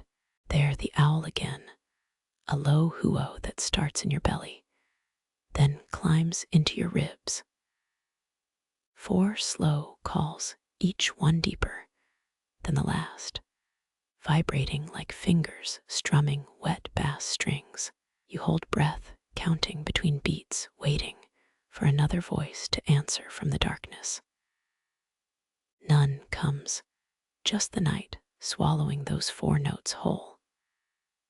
Cool air prickles your throat as you finally exhale, long, letting lungs empty like deflated wine sacks. Etruscans tracked owl flights for omens, believing their paths could map tomorrow's fortune or ruin. The cypress grove looms blacker than starless sky, a ragged cutout against blue-black horizons. Your pulse taps, steady as a distant woodpecker, matching the owl's lingering rhythm, beat for beat. Old scrolls mention priests dissecting owl pellets, searching mouse bones for messages from the underworld. You shift, wool shawl rasping against your nape, smelling of rosemary and campfire smoke. 5 heartbeats pass, 10, before you realize you're still listening, ears straining past reasonable hope. Some claimed owls were dead kings, sent back to scold lazy vineyard workers after sundown. Moonlight bleaches the olive leaves, silver edges trembling in a breeze too faint to name. The owl's cry comes once more, same pitch, same lonely cadence, hurled toward indifferent stars. Historians still argue whether night birds warned of danger, or just really, really hated silence. You grin, chin tucked, imagining that owl lecturing grapes on proper ripening techniques. Stone bench chills your thighs now, shadows pooling like spilled ink around bare feet. Another call, softer this time, as if retreating deeper into the cypress maze. One tale whispers of Etruscan children swallowing owl eggs, whole, their parents hoping for wisdom vision at dawn. Your toe digs into soil, cooling fast as hopes for an answering hoot. No other sound comes, just that lone owl, persistent as a dripping faucet in some cosmic kitchen. Cypress branches shiver, the wind died minutes ago. Or did it never exist? Farmers here once hung dead owls on fences, clumsy scarecrows, to frighten other birds from ripe fruit. You rub arms, suddenly aware of every hair standing vigilant, like tiny soldiers awaiting orders. Nightingale's earlier song seems younger, now more hopeful compared to this owl's gravel dust croon. Some thought owl blood could fade love letters into blank parchment if dabbed at midnight. You count your breaths, slow 10, while stars flatten, blurring into hazy milk spills overhead. Your cup sits empty, waxy, with dried wine, its curve gleaming dully in the weak lamplight. Etruscan art shows owls perched on goddesses' shoulders, leathery wings folded like judges' robes. You wonder if that owl feels as foolish yelling at clouds as you did yelling at Nano's mule. When the fifth cry comes, it's thinner, tired, almost a sigh wrapped in feathers. You picture its yellow eyes, narrowed, scanning vineyard rows for mice or foolish poets.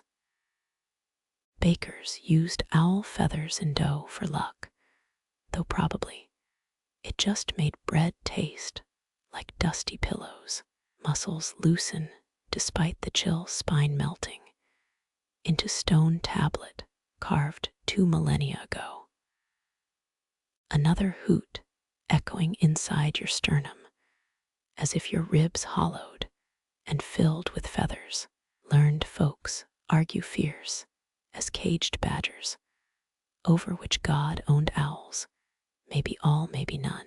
You blink slow, watching your own breath cloud, then vanish like failed omens at dawn.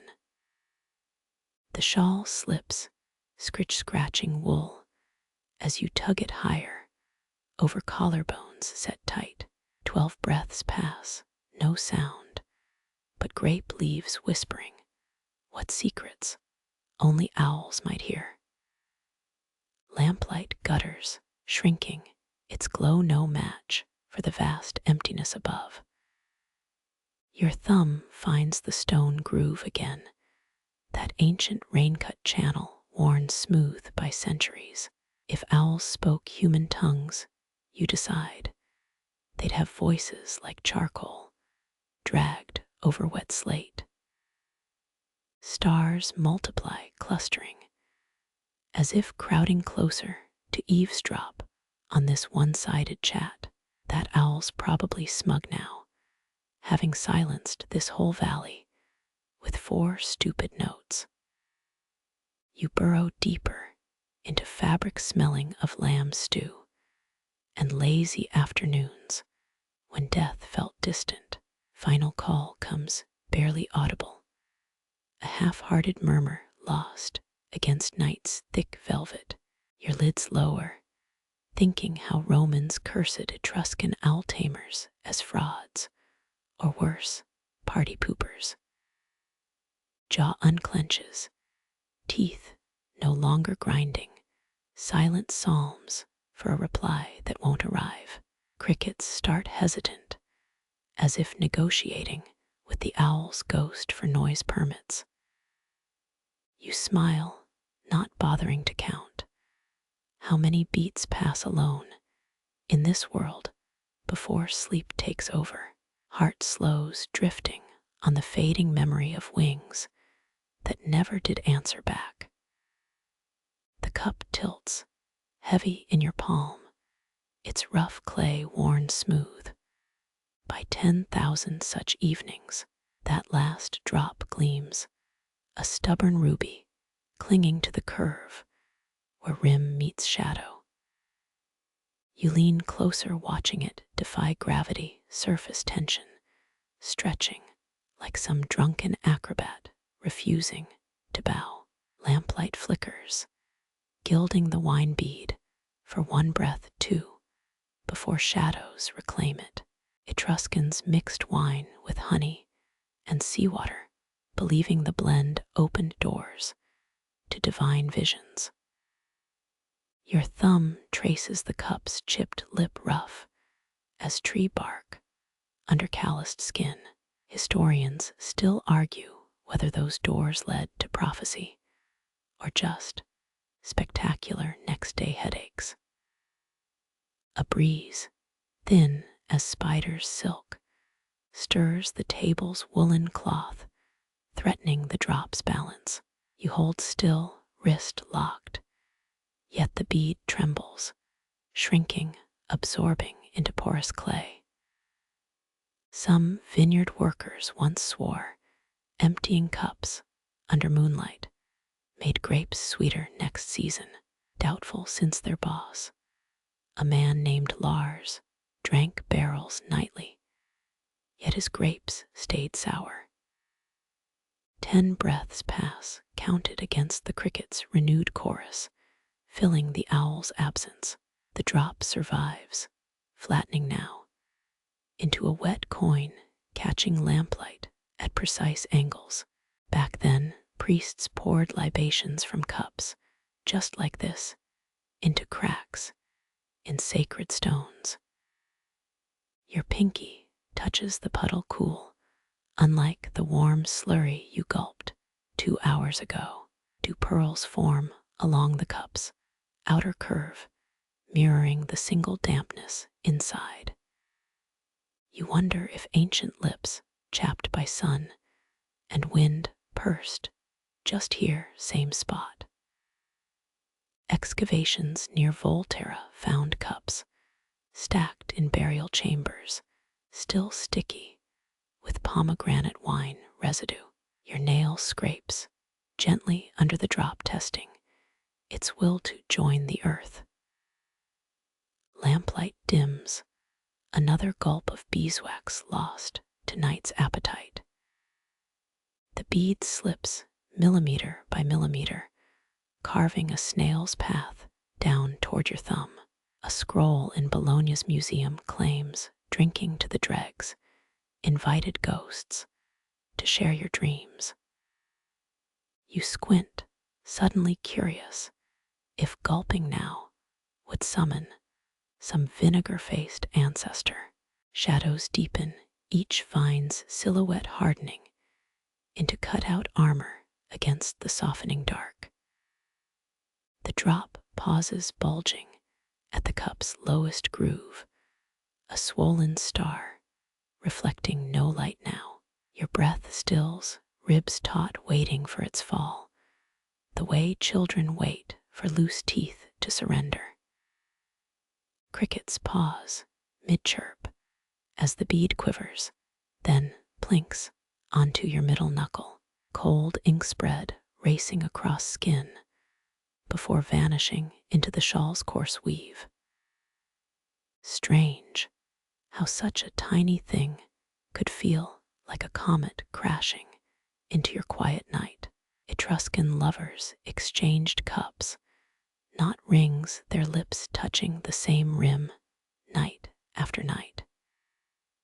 Yours smells of dust now, and oxidized fruit, the ghost of grapes, harvested 3 rains ago. You turn it, slow, letting lamplight stroke the maker's thumbprint, frozen in the clay's belly. Dew lines your palm where the drop bled, a phantom trail already fading. Someone centuries gone whistled, while coiling this clay, maybe humming some vineyard tune still sung today. Most cups were thrown, quick, functional, no art wasted on what drunken hands might shatter. You blow soft across the cup's mouth, and it sighs back, a hollow note flattened by residue. Imagine drinking vinegar in 700 BC to cure hiccups, or bad luck, or being ugly. Your smirk stretches, arriving late to this private joke, as the nightingale somewhere trills its approval. Fingerprints smudge the cup's interior, yours, overlaying how many others, over how many lifetimes. Back then, merchants tested wine quality by dunking owl feathers, watching how liquid climbed the barbs. Tilt the cup, and your face distorts in its wine-dark mirror, nose stretched, eyes beady and laughable. Terrace stones exhale, day's heat finally spent, leaving air crisp as linen new from the loom. You set the cup down, gently edge aligned with a groove in the table's pine planks. Tomorrow, some maid will scour it with sand and river water, erasing tonight for 10,000 more. Stars reflect dimly in the clay's curve, their positions scrambled like dice tossed onto dark felt. Another drop forms, this one clear from terracotta weeping, its stored warmth into the chill. You catch it on a fingertip, sucking salt and scorched earth, not wine, but something older. The lamp's wick sputters, light thinning to a liquid amber pooled at the base. Etruscan wine, thick as syrup, watered down, except during festivals, when chaos ruled and goats were safer indoors. Your cup sits mute now, empty of all but echoes and lamplight's dying kiss.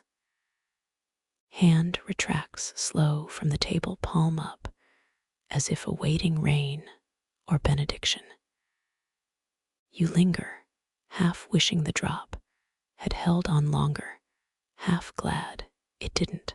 Night air thickens, carrying the valley's last smoke and wet rock, and something sweet rotting in moonlight. Lids grow weighty, thoughts unraveling like wool snagged on a thorn. The cup blurs, doubling, then merging as sleep's tide rises to claim another vessel. Threads scratch softly against the back of your neck, where you slump into the cushion's embrace.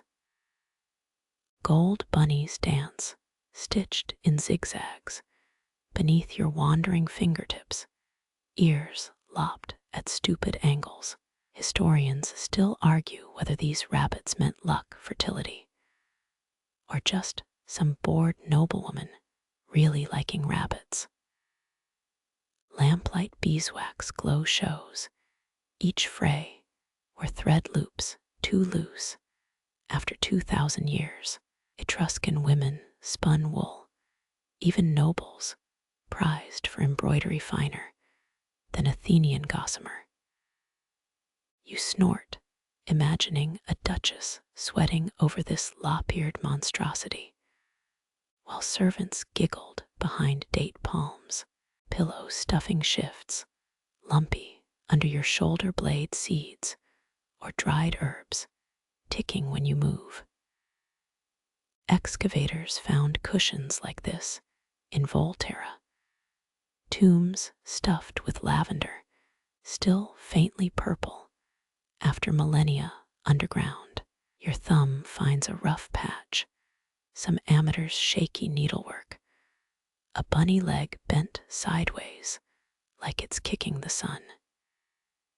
Heat blooms, slow, where your spine presses, the wool absorbing, then radiating back your own warmth doubled. Scholars swear some pillows contained lead beads sewn in patterns to soothe sore muscles during feasts. Your muscles sigh, though this one holds lumps too soft for anything but split peas or lentils. A loose thread wraps your pinky silk or spun flax. You can't tell as you fidget half awake. What madwoman stitched rabbits chasing not carrots, but pomegranates 3 times their bunny size? Maybe symbolism.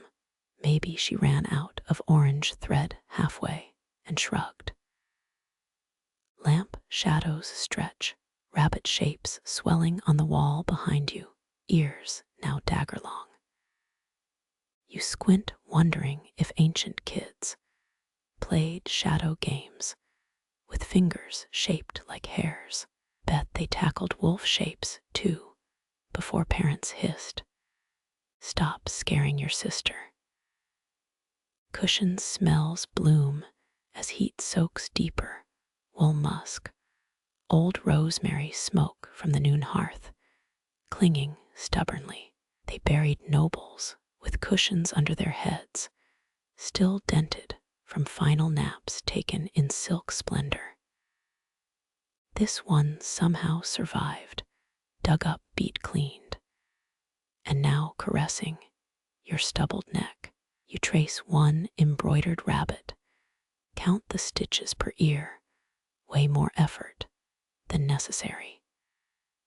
In Servitory, a fresco shows goddesses tossing pillows, not apples, in a beauty contest. Your grin widens, thinking Paris of Troy, bonked unconscious, with a hair-covered cushion before Aphrodite wins by default. Fabric overstarched, scratching, as you turn your head left, sniff, then right. Some fringe theory claims embroiderers laced threads with dried poppy sap to gently drug resting heads. Your eyelids already sag, but that's probably yesterday's wine, not crafty drugged rabbits, assassinating your alertness. One bunny's eye, a knot of black thread, peers up, judging your lamplit face. You stare back, daring it to blink, knowing full well fabric rabbits can't blink. Still, it freaks you out cross-eyed, so you flip the cushion, shoving bunny faces into stone. Cool side greets your cheek linen, untouched by drool for at least 10 centuries. Etruscans traded pillows as bridal gifts, size indicating how much a mother-in-law actually liked you. This ragged square means either welcome or don't snore too loud, hard to guess. Goosebumps rise, where wool rubbed your neck raw, now kissed by cooler air. Burying pillows with the dead made sense. Everyone wants comfort during eternal dirt naps. You shift, pillow lumps pinching your shoulder as random pebble jabs your hip bone through fabric. Comfort, ancient style, means accepting minor stabbings from stray pebbles or thread ends. Learned that fast when reclining for dinner on horsehair mats some joker called luxurious. Your pinky, still tangled in that loose thread, pulses softly, begging for release. Lamp wick sputters its last saffron gleam, suicide diving into wax. Shadow bunnies vanish, leaving you blinking in sudden dark as the cushion's warmth persists. Your free hand digs, between cushion folds until it strikes something small, hard, unfabric-like, lifting it against the returning moon glow. A tiny clay bead, chipped once, then patched with gold. Etruscan kintsugi, for common household junk broken, then healed with liquid sunmetal, must have popped off some noble kid's bracelet during a tantrum centuries back. Bead warms in your palm as the cushion shifts, still radiator hot beneath you. Craftsmen melted recycled coins into gold lacquer to fix shattered cups tiles, cheap toys. This bead mattered enough to repair, then lose again down a crack between wool rabbits. Thread finally snaps, pinky free, as the bead rolls toward the bench's edge.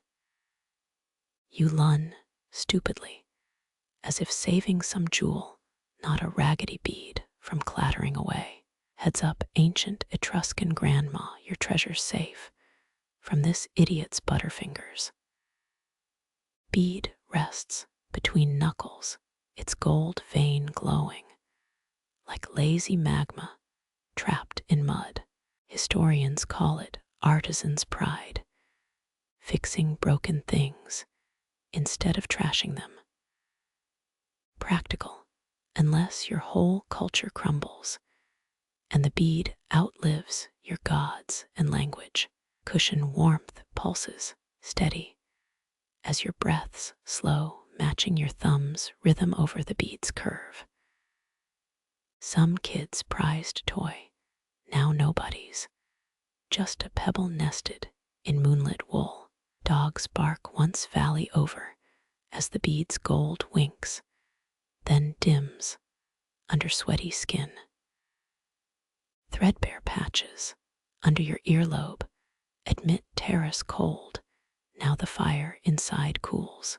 Normally, you'd stuff such a relic in a museum case, labeled domestic debris, Voltaire school. Tonight means slipping it back between bunnies, where it's slept for 80 human lifetimes. Your palm smooths the cushion's least lumpy zone, coaxing it into service as a cheek rest. It obeys, mostly sighing dust motes as you sink deeper than physics allows. Button nose presses into bunny number 4, stitched ears tickling your left eyelid. Sleep's fog rolls in, filling the terrace as the bead, now hidden, settles among moth bites. Terracotta cup waits empty on the table while rabbits hoard your stolen warmth. Dreams tug gentle as the gold thread rabbits begin to twitch their patched ears. Night air slips like chilled silk along the back of your wrist. Goosebumps rise not from cold, but the sheer, unexpected intimacy of stars above. Etruscan farmers tracked constellations, meticulous, marking harvest dates by Orion's belt. Your forearm hairs prickle, as if celestial spiders danced across your skin. Moonlight pale as bone, ash washes the vineyard's slope below. You flex your fingers, watching skin ripple under silver gaze. Scholars found star maps carved on drinking cups, meant for tipsy nobles to read the heavens. No cups guide you, just raw night poking your pores with a billion cold needles. The cushion bunny, earlier squashed against your cheek, ticks gently with your pulse. Embroidery scratches still where one stiff thread pokes through thinning wool. Someone sewed this to last millennia, not considering how thread ends gnaw modern necks. Warmth lingers where your body pressed the stone bench, now leaching away. Excavations show night watchmen huddled over heated bricks, tucked in clay pots under cloaks. You shift, hoping residual heat might resurrect beneath your thighs. No luck. The stone winds sucking warmth like a thirsty vampire. That star directly overhead drills its light into your crown. Fringe theories claim Etruscans laced wine with belladonna to induce star visions during rituals. You sip, regretting only sober moon juice, that tang of grape gone vinegary sweet. Was it your elbow moving, or the shawl slipping, letting night rush in against bare skin? Historians argue still whether night air itself was thought poisonous or divine breath. Gooseflesh answers, untroubled by scholarly squabbles pebbling your arm. The shawl's wool itches, unwelcome, against wrist tendons as you scratch. Roman texts mocked Etruscan seers, sleeping naked under open skies to receive prophecies. You grimace, picturing mosquito bites on prophetic buttocks under this same white star. Wind lifts brief, carrying valley dust and the tang of unwatered herbs. Your jaw clenches, automatic, against sudden chill, teeth clicking once. Night guards wore wolf pelts not for warmth, but to soak up wicked spirits loitering after dark. Orion's strides, inevitable, across black velvet, sword belt glinting. You trace its shape, finger trembling with something like awe. Navigators used that stance for mapping coastlines, so precise. Greek sailors stole the charts, and then the credit. A deeper shiver now travels scapula to hip, a cold wire unspooling. Medicine jars here held herbs mixed with powdered starfish to cure night chills. You roll your neck, crack left, then right, dislodging phantom urchin spines. That insistent star burns brighter somehow. Now you focus, pupils wide. Some priest, long dead, doubtless cursed such arrogance, stargazing without proper burnt offerings. Your nose wrinkles, smelling imaginary smoke, charred lamb fat dripping onto temple stones. Goosebumps spread down your flank where wool parts from belted tunic. Bronze mirrors, found in tombs, showed celestial patterns to guide souls through darkness. You own no polished bronze, just sweat-damp linen, and a very mortal itch between shoulder blades. What did they call that star where rolls, ever westward, ignoring human names? Tinsk meant nothing to you, but might thaw the ice forming on your nape. Too late, cold seeps deeper muscle by muscle toward your cracking knuckles. Your breath mists surprise, though the air tastes more cool than winter's bite. Village elders burned juniper to purify night air, driving off malicious breaths. You inhale deep, catching only terraced earth and a grape's last sour exhale. Teeth grit, suppressing chatter as the shawl droops off one shoulder. Historians debate still if night air caused fevers or cured them based on moon phases. Your body votes neither, shivering simply from exposure and dwindling lamp heat. A bat shrieks too close, wingtip brushing cypress crown as it dives. You jump, goosebumps erupting, fresh battalion marching down your spine. Night flyers meant omens, joy or doom, depending whether they smacked your face or missed. Darkness feels alive, now breathing against your neck with star-pricked lips. Oracles inhaled night, incense-choked to invite ghostly whispers against their eardrums. You prefer whispers, unfreighted by divine demands, chilling your arm hair for fun. Rabbits, embroidered behind you, hold no answers, stitched eyes blind. Etruscan weavers worked by daylight, never guessing their bunnies would witness cosmic shivers. You kick one sandal off, soul-meeting stone gasping at its icy kiss. Was warmth better minutes ago, or this electric, skin-pebbled alertness now? Owl pellets found in temples contained star-nettle seeds meant to sharpen priestly visions. Your heel grounds to cold rock, mind suddenly, stupidly clear. That star, yes, still there, unmoved by your mammalian tremors.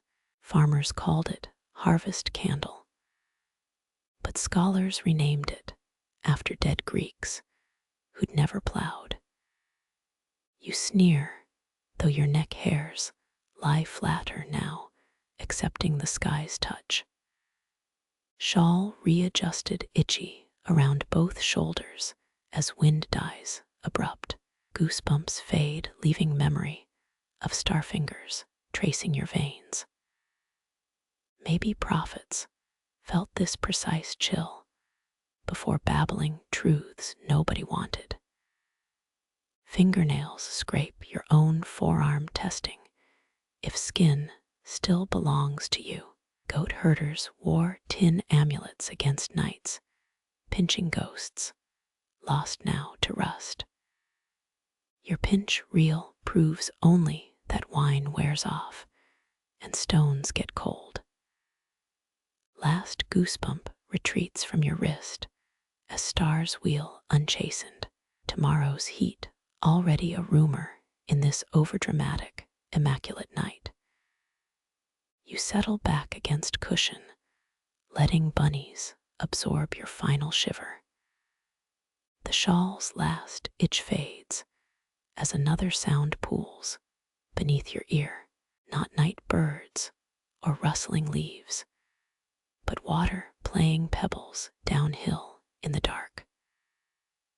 Roman engineers mapped streams like this, divining routes for their precious aqueducts. Your temple rests against dew-damp stone, tracking the chatter through bone, not air. One sandal dangles, half off your toe, brushing grit soft as stale breadcrumbs. Historians debate still if olden people used stream rhythms to track time overnight. Your pulse slows, drifting out of step with the water's steadfast gurgle. 3 counts inhale, 4 counts rush over rocks, an argument without conclusion. A moth flecks your knee, mistaking bare skin for lamp glow long extinguished. Etruscan water witches, they say, red futures in the dance of minnow shadows. You wiggle toes, dislodging nothing except gritty dust that tickles but won't land. That chuckle again, a bass note threading through vineyard silence. Irrigation ditches zigzag these hills, left from when kings wore bronze sun discs. Your heel taps, subconsciously trying to match the tempo of some dead farmer's canal. Wind shifts, carrying the stream's voice closer, a wetter intimacy against your cheek. Off-key travelers once drank from sacred springs backwards to hear prophecies. You smirk, imagine sipping backward, spilling half down your tunic for ghostly advice. Goosebumps resurge not from cold now, but the water's ceaseless whisper rush. Excavated shrines show tiered bowls channeling streams under moonlit altars. Your own throat moves, swallowing, though no cup touches your salt-dry lips. The murmur deepens, or is it your ears adjusting to night's true volume? Odd fact, diviners used frog bones thrown into currents to diagnose curses. Your pinky traces a bench crack, wondering how many frog ghosts haunt this hillside. Left foot flexes, arch cramping as you stretch toward the sound. Pebbles roll, unseen, their clatter smoothed by distance into liquid dreams. Aqueduct builders scraped miles of limestone just to hear their cities gush. Eyelids dip, sealing stars away as the stream's song swells inside your skull. Scholars argue endlessly whether night streams were considered gods or mere plumbing. Neither theory warms the hollow behind your ribs, aching sweetly for sleep. A drip echoes slower, somewhere joining the water's prattle like a duet. Your breathing hitches, mouth slack, as if you could drink the dark hole. Folk tales warn of naiads dragging day sleepers under for endless chatter.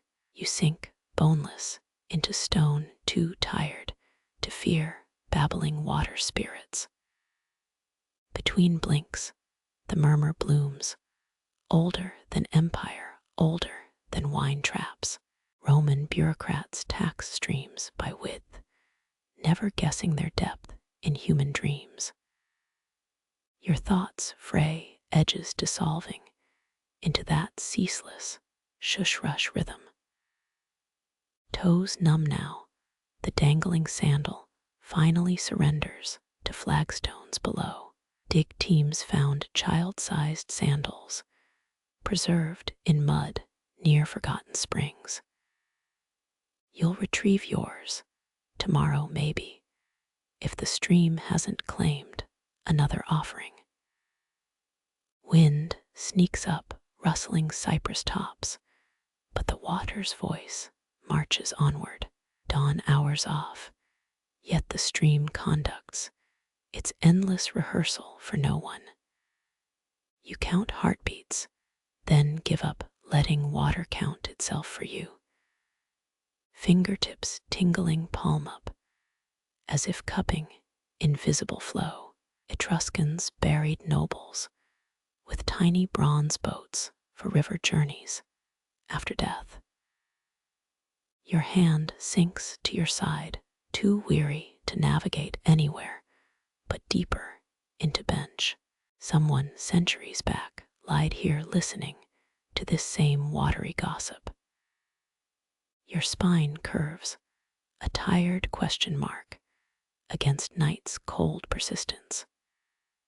Streams outlast, tongues tribes tastes their gossip, only growing with each rock's erosion. The murmur slips from sound to texture, a vibration through your shoulder blades. Historians write scrolls about wars, while streams remember only the rain. Your jaw unclenches, a damp breath escaping as surrender to timelessness. Your neck tilts against stone, forcing crickets into momentary retreat. That star, not brighter, just terribly alone, stabs through swaying cypress arms. Roman sailors called it the wanderer's candle, guiding ships long before compasses spun. You squint, blinking, as its light fractures like quartz under a chisel. A moth, or your fraying sight, flits across the white prick, vanishing midair. Some priestess texts, snorted at by scholars, claim certain stars Sip human breath after midnight. Your lungs tighten on instinct before exhaling, a foolish offering to the dark. Focus sharpens, the star resolving into twin points, then one, then three. Astronomers bicker still if olden wine growers used its position to predict harvest rains. Your dry tongue sticks to the roof, missing the dregs of your forgotten cup. Wind shifts, pushing cypress needles to frame the glow like a jeweled spear tip. Dig teams found strange clay discs marked with star groups sunk in vineyard soil. You imagine tossing one skyward now to see which hole it might fill. 3 blinks 4, and the star swells, pulsing, almost in time with your eyelids. The Etruscan name for it lost, replaced by solemn Latin, burning equally cold. Your thumb, absent, rubs the stone, as if polishing that distant speck brighter. Stars don't care, that's clear, ignoring poets and goats, and you equally. Yet here you are, charting its constancy against branch tips black as dried pitch. A chuckle escapes, soft, startling you as much as the uncaring cosmos above. Left eye waters, blurring the point into a tiny 6-rayed sun. Historians argue endlessly whether star worship or irrigation built the first hill temples. Neither thought warms your stiffening knuckles as October air gnaws deeper. That persistent light, now silver, now blue, flickers, though atmosphere shouldn't bend it so. Folk tales whisper of stars as holes punched by giants peeping at other worlds. Your shoulders slump, too heavy for cosmic spying, too earthbound to join the game. Someone, an ant maybe, claimed constellations shift if you stare hard enough. You test it, counting 30 breaths, until the star shivers, a mere mirage of fatigue. Decade-old scorpions sting on your ankle throbs, a petty grounding to now. The star dims, not truly, just your retina surrender tinged with floaters. Farmers, 2 millennia back, slept right here, perhaps cursing that same bright nuisance. Their sheep, you fancy, stared less, more wisely, chewing cud under its gaze. Eyelids flutter brief truce, and the pinprick swells fierce as you reopen them. Scholars found obsidian discs, perforated, likely used to isolate stars for study. A joke forms about ancient astronomers squinting like fools for tax-funded grants, but fades. Your arms cross, hugging ribs, fending off the sky's vast indifference. Stream memory still murmurs below, but the star commands this slice of night. A shiver blooms neck to waist, as if vacuum from that light sucks warmth. The big star steady, unlike planets, sneaky drifters in pretenders' clothes. Cicero wrote senators watched stars for omens, while slaves sweated below porticos. Your sandal half off twitches, a lonely salute to celestial bureaucrats long dissolved to ash. Vision blurs again, your breath, the only pulse in a frozen sky. Odd artifact, a child's bent sextant, toy, or tool gathered dust in some museum drawer. You lack even that, just stone, cypress stink, and a star's remote glare. Focus dissolves, letting radiance bleed into peripheral gray haze. Historians still debate why temple astronomers left gaps in zodiac records every 50 years. Your chin droops, jaw weight, overcoming stellar curiosity at last. Dawn lies hours west, yet this star burns a sentinel without shift end. You let go of counting, of naming, letting it pierce whatever dreams come next. A dry leaf scrapes inches from your bare foot, its edges frayed brown as old lace. That fig tree above, shedding early, tosses down another 3 whole months before frost should bite. Etruscans paved courtyards with sun-baked tiles to hear intruders crunch 3,000 years ago. Your heel stays still, not a senator, not a thief, just you and the leaf's jagged waltz. Wind lifts it, spinning the brittle thing like those toy top trinkets sold near dead Roman ports. Some myth claims dried laurel leaves carried lovers' lies straight to river nymphs. Yours, just a common fig, holds no secrets unless your drowsiness counts. It skitters left, catching on a stone chip, the terrace's age showing in such details. You track its shiver, each rustle magnified in the owl's unanswered pause. Half-rotted veins, once pumped sap, now just ghost roads for the breeze to hijack. Archaeologists found leaf imprints pressed onto toddler graves as makeshift amulets. Your toe twitches, almost reaching, but the night air licks cold against your skin. Another gust sends the leaf airborne, twirling up past your knees, then hip, then eye level.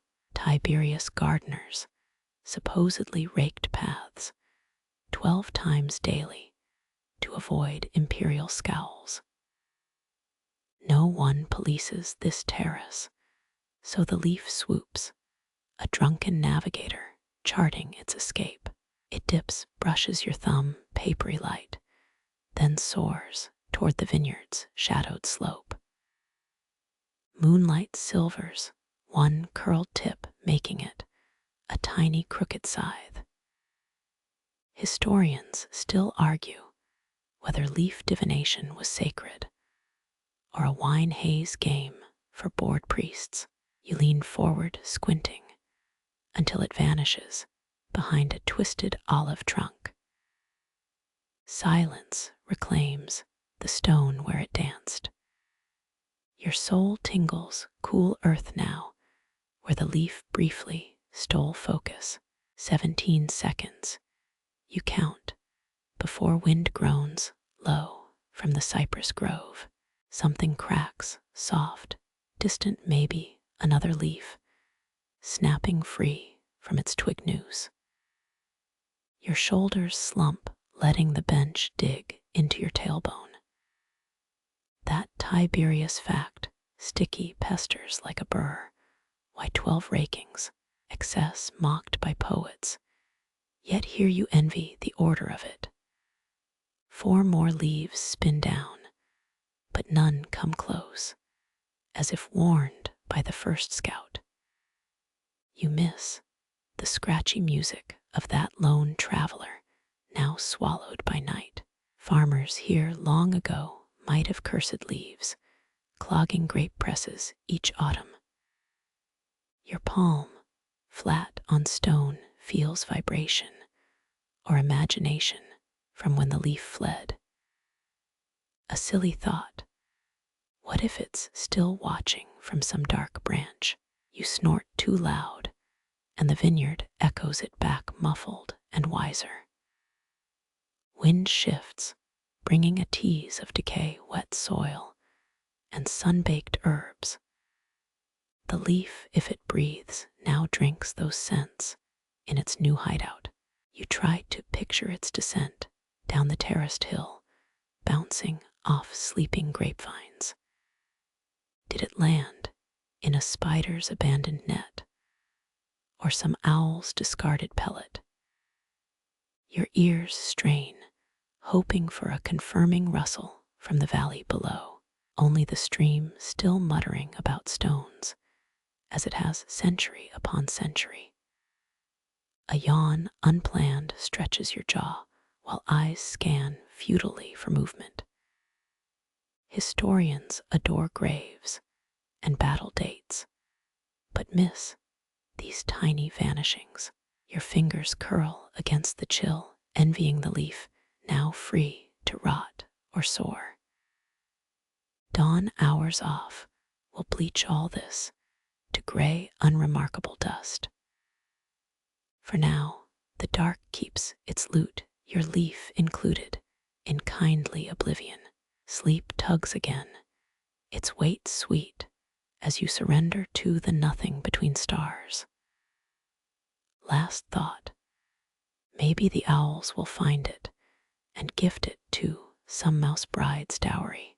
Darkness, warm now, settles where the leaf once scritched its brief ballad.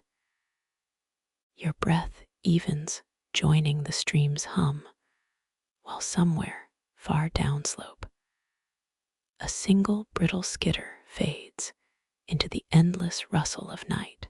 Thump once against your ribs, slow as oars dipping in thick water. You count between breaths, each beat softer than the one before. Cotton wool, that's how it feels packed around the sound, muffling its edges. Egyptians weighed hearts against a feather to judge souls in dusty afterlives. Yours now would tip the scales heavy with fig leaves and owlless silence. A wave rolls inside your ears, pushing you back against the cushion. Threads scratch, rabbits fleeing under your slack fingertips. 10 beats now, each wider, warmer, spreading through your limbs like dye. Someone in Crete, maybe, carved a seashell to press to chests. And listen, you imagine it cold and spiral-pocked, a stolen secret from sleeping lungs. Your heel slips, half off the bench, cool air kissing bare skin there. Historians still argue whether ancient healers timed pulse to flute songs or just guessed. 1, 2, 3 seconds pass before the next thud comes lazy as a drunk drummer. That woolen shawl smelling of last week's smoke weights your legs like sandbags. A vineyard breeze threads through cypress trees, but your veins hum louder. That rosemary scent from the shawl clings to each exhale, sharpening the dark. 4th century Greeks wrote of heartbeats, syncopating with distant ocean tides. On still nights, you test it, listening past your ribs for the stream's faint chuckle below. No match, just your lagging rhythm drowning the world in warm static. Your tongue, thick with old wine, sticks to the roof of your cottoned mouth. Remember that museum piece, a bronze hair meant to hold frantic hearts during battles. Yours needs no cape, just this shawl, this stone bench, this star-blurred sky. Jaw unclenches, teeth parting, as if to release the beats into the air. Left palm draped over the cushion edge, fingers brushing cold, dewy flagstones. Pulse flutters there in your wrist, a trapped moth against thin skin. Etruscan tombs show banquet scenes where revelers clutch chests, mid-laugh or argument. You wonder, did theirs race, like yours once did, racing nothing but evening light? 2 beats merge, swelling into a single deep knock, that vibrates behind your eyes. A scholar once claimed heart rumbles summoned rain clouds over drought-struck fields. Crackpot theory, but you half believe as your eyelids droop damp and heavy. Vineyard shadows, the moon, the vanished leaf, all knead your ribs into softer stuff. Right ear pressed to linen, hears it best, that tidal throb.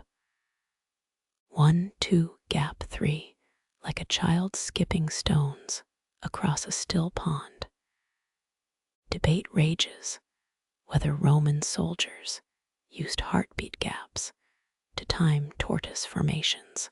Yours forms nothing, just loosens joint by joint into shawl-scented mush.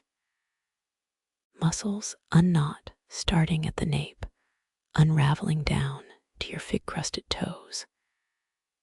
That owless grove, somewhere, holds your pulse now, tucked in feather nests. Breathe in, hold, the wool itch fades, replaced by liquid dark in your veins. Sappho wrote of love's pulse, but tonight's cadence drones, sweet as hive wax. Last thought, as the sea pulls harder, Tiberius gardeners would have hated your wild heartbeat trampling their neat gravel.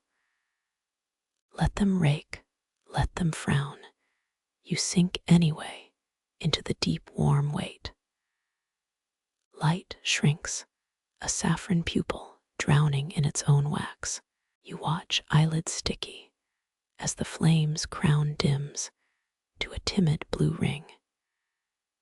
Beeswax weeps down clay grooves, hardening mid-drip like amber spider legs. 3rd century lamps, found near Volterra, still held charred olive pits inside their nozzles. This one eats purer stuff, but dies just the same with polite sputters. Shadows stretch, creep up your shins, taking back the terrace inch by inch.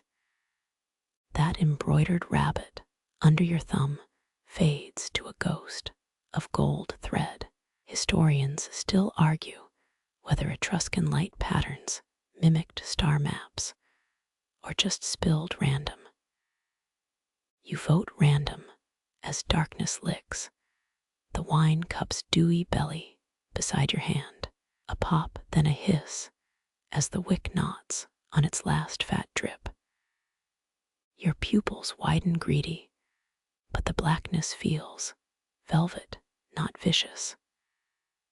Some mad scroll in Alexandria claimed dying flames, whispered names of future visitors. You hold still, listening, hear only your pulse sludging through warm syrup veins. Cool air rises, replacing the lamp's tiny halo of heat. Your left knee, ignored for hours, aches, radiating jagged little stars under skin. Romans called this the oil drop hour, when night choked day's last grease spots. You sink grateful into the bench grooves worn by generations of drowsy backs. The flame gutters once, twice, painting vine shapes on the far wall. For half a breath, it flares, revealing your shawl's folds like lava fields. Then collapse, a final curl of smoke, coiling toward the fig tree's underleaf. Someone, centuries back, dropped a lamp just like this, shattering it in a Tiberian well. Archaeologists found it last Tuesday, or feels that way in your time-smeared brain. Stone beneath you chills, a glacier's cheek, pressed through thin linen. You shift, hips grinding grit, into the cushion's fading rosemary scent. 18 breaths pass before you notice the terrace has no true dark. Moon sliver, star blur, bat flickers, all conspire to etch shapes in the gray. Shadows creep closer, nesting in your elbow crook, hollow of your throat. That crackpot theory, floated in Athens, claims lamp smoke carries dream seeds. You inhale deep tasting char, and what's left of the day's heat. Your thumb, brushing cushion fabric, meets a stitch rabbit's ear, chewed by moths. Silence swells thick as tomb air, but no, not total. Wax cools, contracting with faint clicks, like a lock opening slowly. Cypress needles prickle the breeze's lazy pass, 3 trees east. Your own tongue, swollen slightly, sticks again to your dry palate. Left foot, still half off the bench, nudges a loose flagstone. It tilts, scraping, lifting ancient dust that puffs against your heel. Etruscans laid these stones, angled, to spill rain toward thirsty vines. Tonight, they spill only shadows and your own dumb stillness into the soil. Stars sharpen as your eyes adjust, pinning the black with silver tacks. The big one straight up drills its light into your crown. You count 7 others before losing track in the smear of Milky Way. A vineyard dog barks 12 valleys away, but you're too far gone to care. Nostrils flare, catching lamp smoke, old wine, dew damp earth in layers. Your spine molds to the bench, one vertebra at a time. That owl, still absent, owes you 4 unanswered calls from earlier. You forgive it, ribs softening into a wishbone left under moonlight. Temple presses against stone coolness, leaching into your sleepy skull. Muscles dissolve until you're just liquid and limp cloth on a ledge. Someone, maybe you sighs, the sound lost in the fig leaves rustle. Night winds, its fingers tangled in your hair, your hem, your heartbeat's husk. The lamp's corpse radiates last warmth as shadows seal the terrace hole. Tiny pearls glisten where clay meets air, not your lips. You blink slow, watching dew bead on the cup's curve like sweat on a runner's brow. This clay, locals swore, mixed volcanic ash from Etna's tantrums centuries back. Makes it weep condensation, faster than cheap tin in the cooling dark. You touch one droplet, surprised how cold it bites, though the night feels mild. It smears, vanishing, leaving just damp on your calloused fingertip. Historians still puzzle whether Etruscan vintners drank first dawn's dew as some tonic. Scrolls mention sky wine, but scholars debate if that meant rainwater or actual dew. The cup mocks you slightly, still holding its empty posture like a stage prop. Your thumb circles the rim, chasing another bead as it swells, silver in the moonlight. 3 more bloom while you sit there, proving physics, if not magic. A breeze sneaks past, making you shiver, though it shouldn't this deep into summer. Your toes curl against the flagstone where a daytime ant still drags some crumb. That fringe theory floats from Berlin to Bologna, that dew cures hangovers. Means nothing now with your cup dry, but the thought almost amuses. Leftover wine, evaporated, leaves a sticky shadow on the clay's inner curve. You squint, tracing its edge like a country border on some forgotten map. Moonlight triples the effect, turning each dewdrop into a crystal lens. One refracts starlight, bending Vega's blue glare into your tired eyes. You consider licking it, just for the spite of robbing the night its tiny trophy. But then, it would win, making you the beggar keen for droplets. Instead, you exhale warm air over the cup's belly, just to watch pearls fog, then vanish. Breath versus do cheap magic for your private cabaret. Palm under the cup now feeling its weight shift as condensation pools on the base. Roman poets ranted about night's spit ruining their polished verse on similar terraces. Their loss, your gain, this small spectacle of water winning against clay. Another droplet swells, quivers, then slides down the cup's pregnant curve. It hesitates at the belly's dip, clinging, before gravity yanks it earthward. You track its fall, missing the sound as it hits stone somewhere below. Your shawl slips, unnoticed, from your left shoulder as you lean closer. Elbow meets damp stone, a jolt of cold through already thin linen. That Etruscan vineyard lord, whose bones are dust here, probably drank from this same clay. Cheers to him, then may his ghost enjoy night condensation instead of wine. The cup's outer sheen, now fully beaded, catches every stray photon the night offers. Its handle, never used, feels rough under your pinky, where the glaze cracked. You pluck one dew pearl, just because it's chill nipping your nail bed.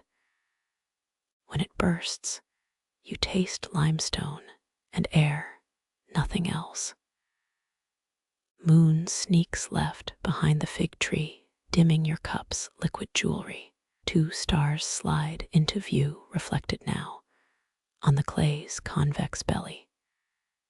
You tilt the vessel, watching them shimmer, then stretch into comets as dew distorts them.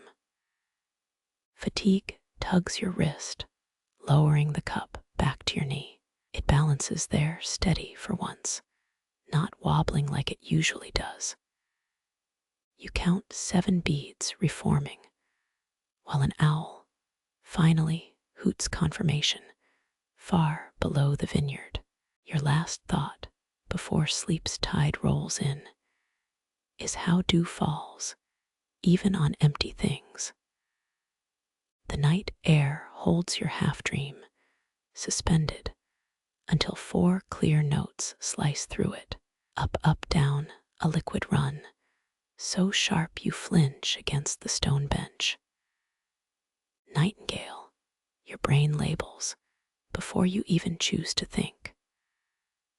Roman poets called theirs Philomela, named after some myth where a girl turns into a bird.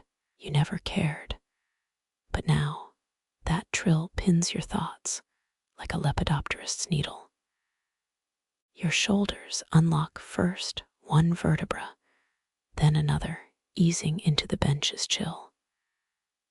Moonlight glazes the terrace, making grape leaves look dipped in mercury. That debate floats among bug-eaters, whether nightingale song improves goat cheese if they nest nearby. Would explain this one's passion wailing from the cypress grove like a scorned soprano. Another burst, 5 notes now, twisting high, then plunging into a throaty vibrato. Historians still argue who first recorded their nighttime concerts as sleep aids. Pliny the Elder, probably scribbling fan letters to a bird instead of ruling Rome. The sound rifles through you, scattering that dew-drunk haze from moments ago. You count heartbeats waiting for the next run.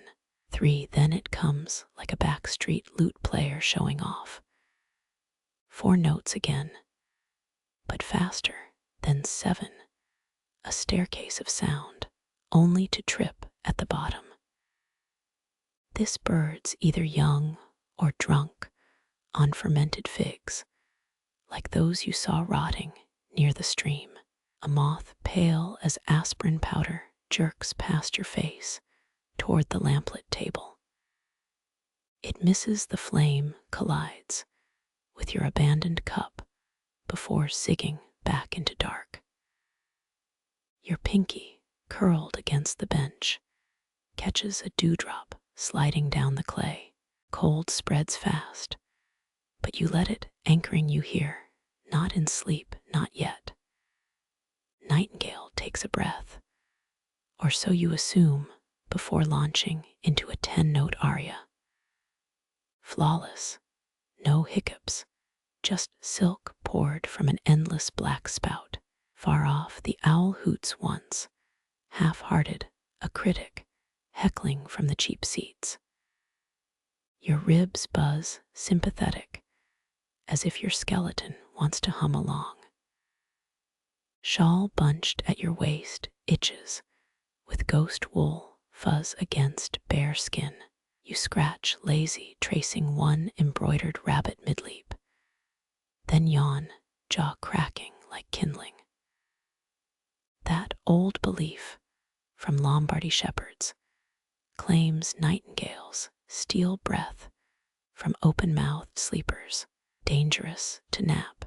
If one's singing, they'd warn before chugging more grappa. Trill, up, down, up now, lilting, as if mocking your yawn.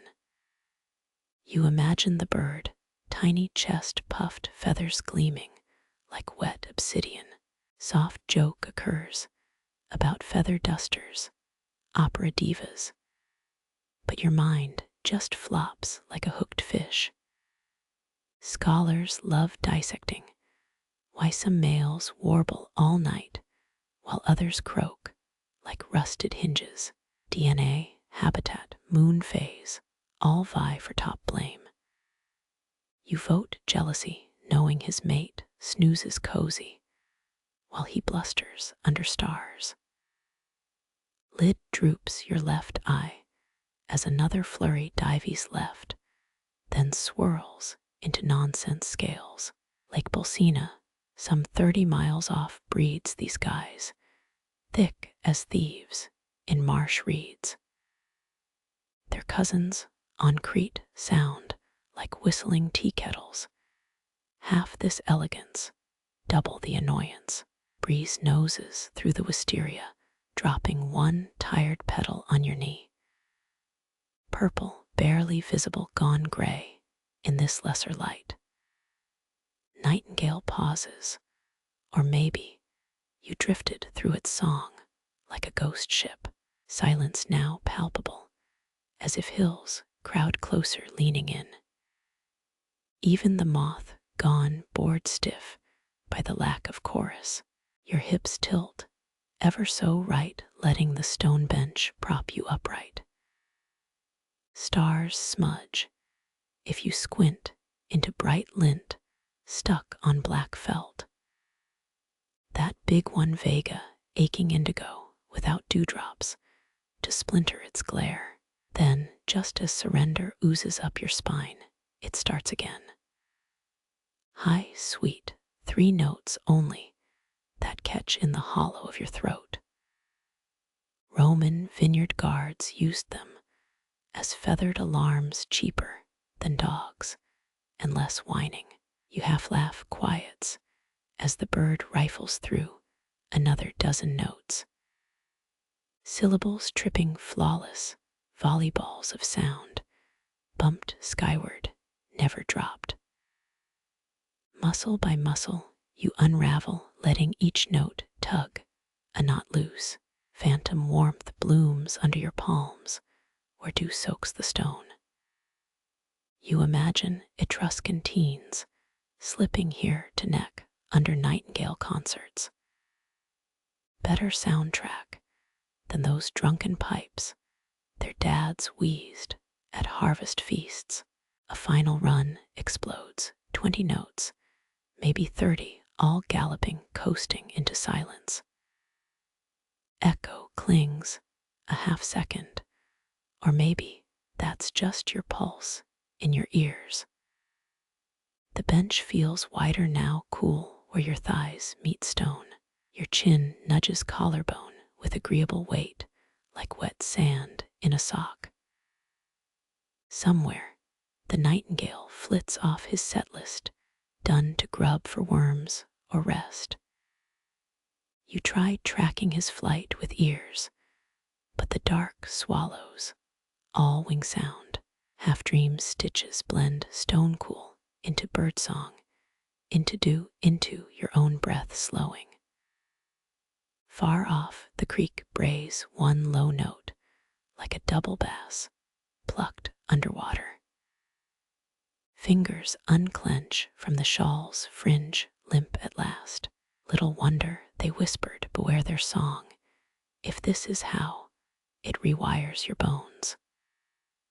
Sleep, no, not sleep, just a loosening as the terrace. The moon, the vines shed their edges. You drift carried on those last 4 notes, still echoing under ribs as the stars blur. The wool's weight, unexpected presses, warm across your thighs. When did that happen? Your mind squints, like deciphering a dream. Its frayed edge tickles, just shy of itching, as if testing your patience. Rosemary scent clings, mingling with wood smoke, that noon fire still trapped in the weave. Roman shepherds swore by rosemary rinse to keep moths off fleeces. Smarty snouts, those wool washers, knowing drugged bugs, stumble away dazed. Your thumb finds embroidery, raised threads, bumpy under drowsy skin. 2 rabbits chasing forever frozen, mid-leap over golden stalks. Etruscans loved bunnies, stitched them onto everything from tunics to tomb pillows. Quirky rumor claims the hoppers symbolized secret bets on escaping death's hound. Historians still debate why nobles preferred purple shawls, status flaunt, or practical stain hiding. You shift, cottony-headed, as the fabric rasps, soft as cat tongue. Twilight rosemary fades, giving way to smoke's deeper tang, like hugging a campfire 2 days cold, but still whispering of flame. Lazy joke forms about stealth blanket champions, ninjas of naps, but dissolves unspoken. Legs register warmth, now a slow syrup seeping up from wooled skin. Air nips your neck unseen, but the shawl guards your lower half. Temperature war strategic, designed by some ancient, non-sleeping genius. Your chin dips, nodding, then jerks up like a drunk dolphin. Thought splinters. Did slaves weave this, or free women on rainy afternoons? Night breeze sneaks under the fringe cool stripes across your kneecaps. You tug the wool higher, smothering a yawn that cracks your jaw. That old warning grandmother's chirping about night air poisoning open mouths. Yeah, like nightingales rob breath. Shepherds fear fig hangovers. Same crazy choir. Fingers trace thread paths, bumps like braille, spelling rabbit runaways. 1 stitch stabs proud its thorny knot, a protest against smoothness. Archaeologists once found a kid's tunic in Volterra with crooked hair embroidery. Jokes on them. The kid ruled Etruria, age 8, for 3 whole days. Weight spreads, slowly anchoring hips to bench like sandbags on tent ropes. Without it, you'd drift, skyward a balloon frayed by birdsong and stars. Sound dims, pulse steadies, even the creek's murmur fades. Polite guest, dew seeps into wool, darkening one patch near your left ankle. Chilly kiss through threads, but the rest holds heat hostage kindly. Your toes curl, soil grit, still caught between them from earlier. Rosemary resurges, strong, when your nails scratch a drowsy calf. Maybe the dyer tossed in extra sprigs for sweet dream insurance. Lombardy wives swore rosemary under pillows, fought nightmares better than iron blades. Wood smoke's ghost twists with the last wisteria breath drifting from trellis bones. You imagine the dyer's hut, smothered walls black as crow gullets. Clay pots, stained indigo fermenting like some drunk god's piss jugs. Shawl slips, right side sagging, draping onto stone bench chilled by night. You hike it up grumpy, as if wrestling a sleepy toddler. Fabric obeys, limp, resumes its duty, cosseting your lap.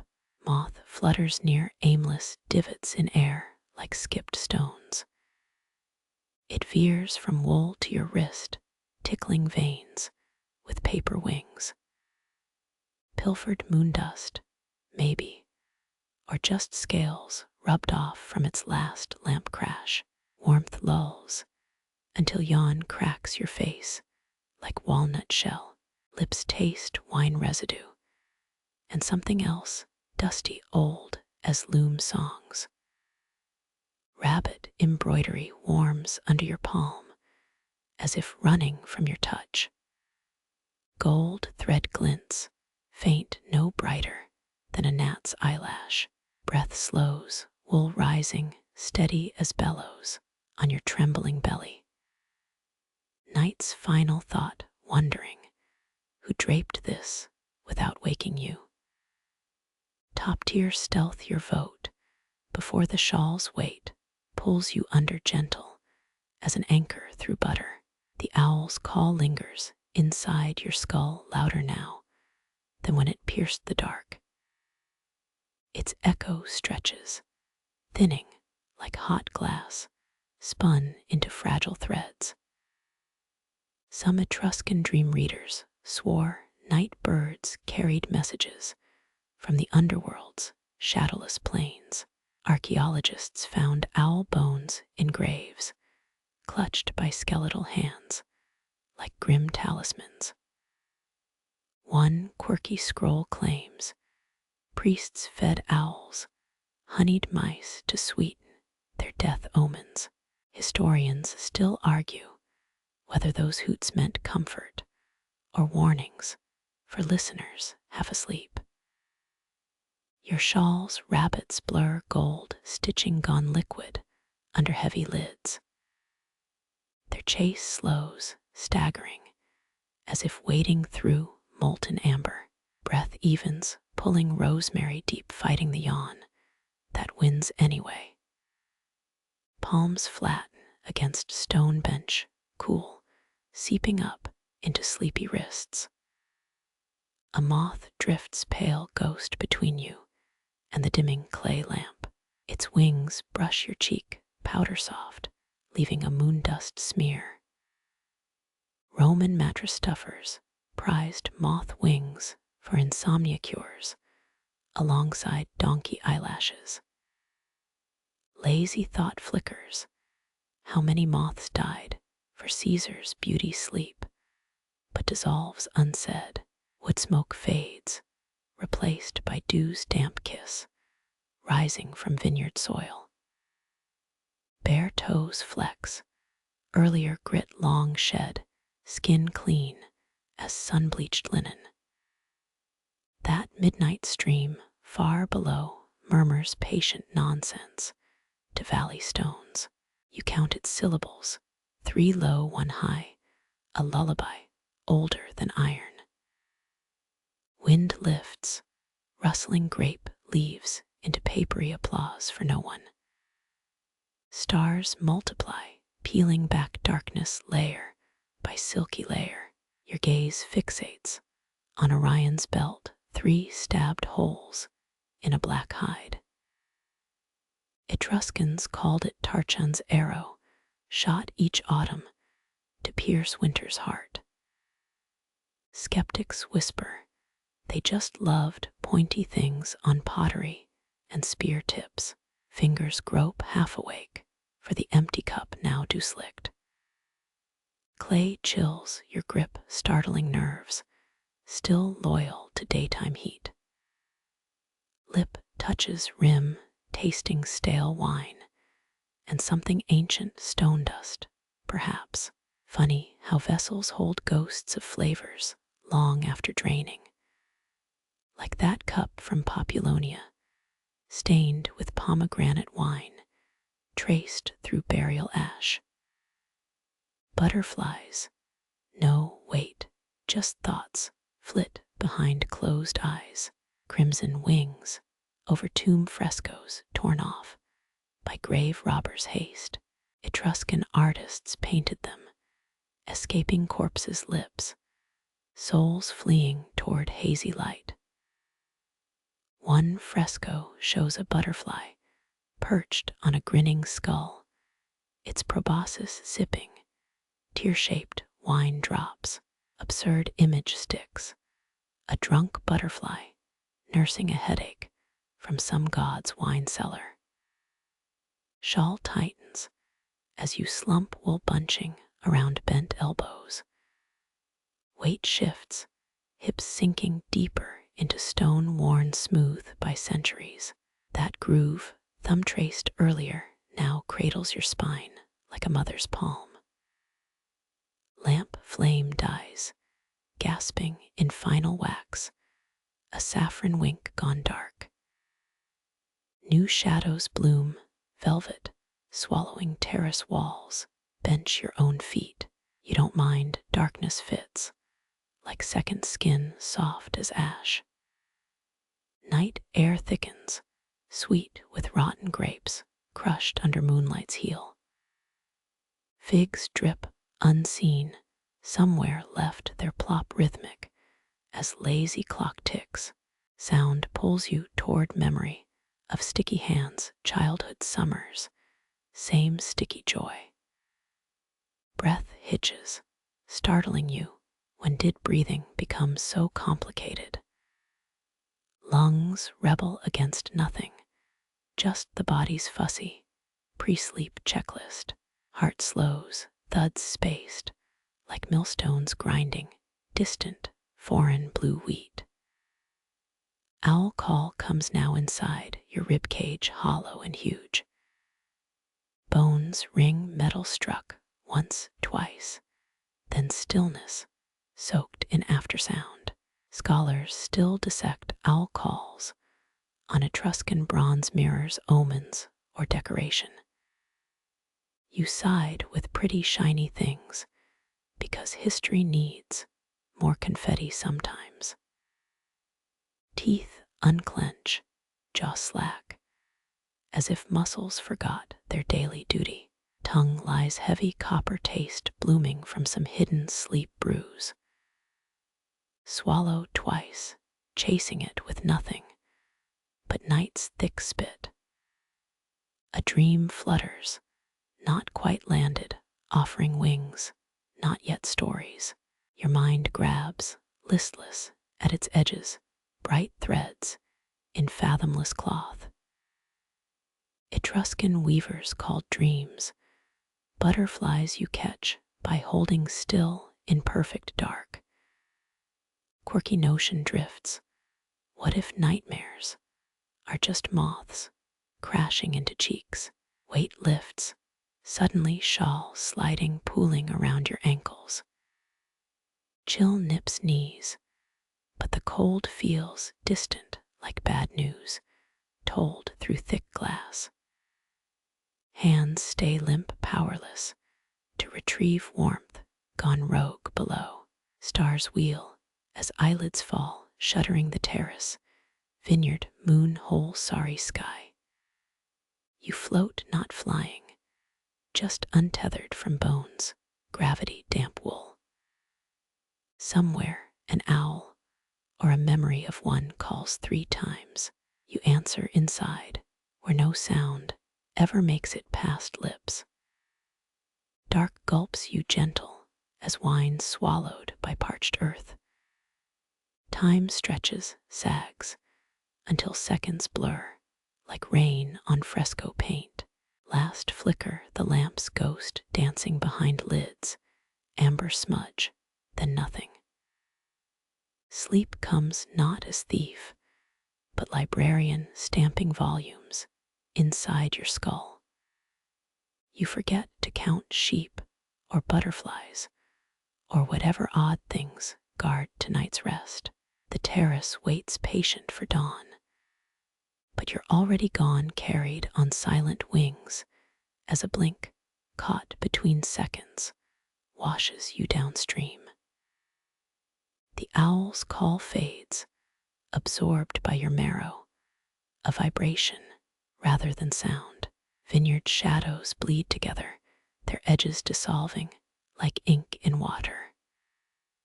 Your breath merges with the night's own rhythm, softer now than rustling leaves. Dew soaks into wool, cool where your shawl slips, pooling like liquid shadow. Your fingers remember the cup's curve, clay now empty, ghosts of wine forgotten. That groove in the stone bench holds you, an ancient cradle worn perfect by time. Orion's belt blurs, 3 smudged stars instead of holes in black fabric. Etruscan whispers quiet, their secrets folding into pillow-soft silence. Even your bones relax, releasing the daylight's grip grain by heavy grain. The moth's powder lingers, a phantom touch on your cheek. Night air hushes, thick with earth's own exhalation, rotten grapes, damp soil, sweet decay. A distant fig falls, its plop muffled, as if dropped into velvet. You try to count it, but numbers scatter like beads from a broken thread.